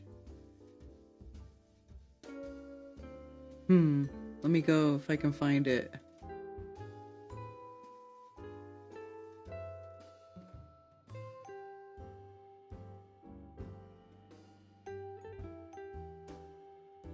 Used you type a question where YouTube wouldn't even let it go in the chat? Is that what's happening? Because sometimes YouTube does that.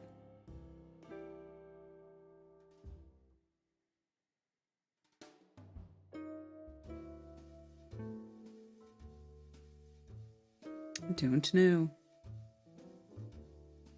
I asked if you knew Smoke and Scan. Oh, yeah, I'm subscribed to Smoke and Scan. Stefan knows that guy. He says he knows that guy.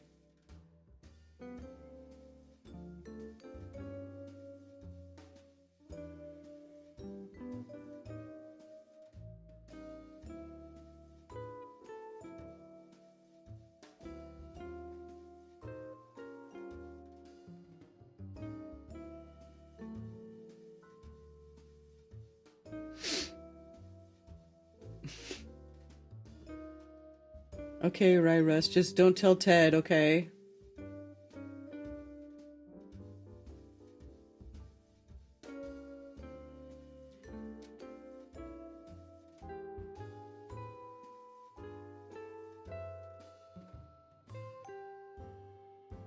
The word royal purple comes from the blending of red and blue sine and cosine waves.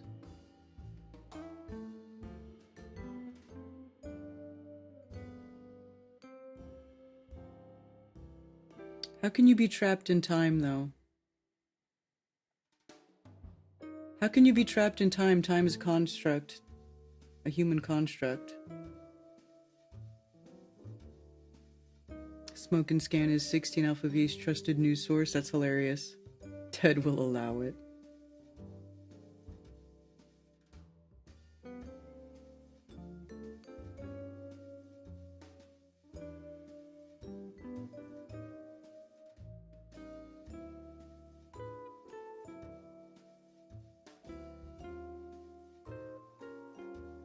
Huh. Interesting.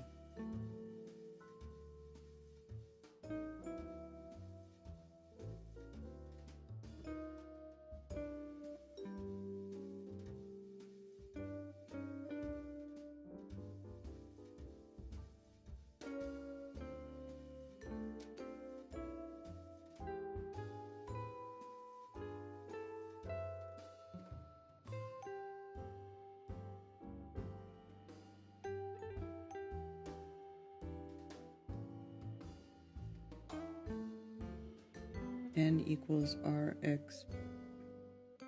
I don't know what that means.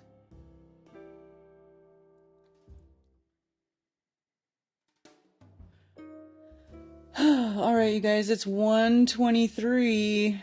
It's pretty late. I think I'm gonna wrap it up and try to get some stuff done today. I gotta figure out what I'm gonna make for dinner. I got a lot of stuff going on. Trying to get my house in order. My house that's been neglected for the last 10 years. Not really neglected, but a lot of stuff that didn't get done because I was doing other stuff that was keeping me from doing house stuff, and now I'm going to do some house stuff.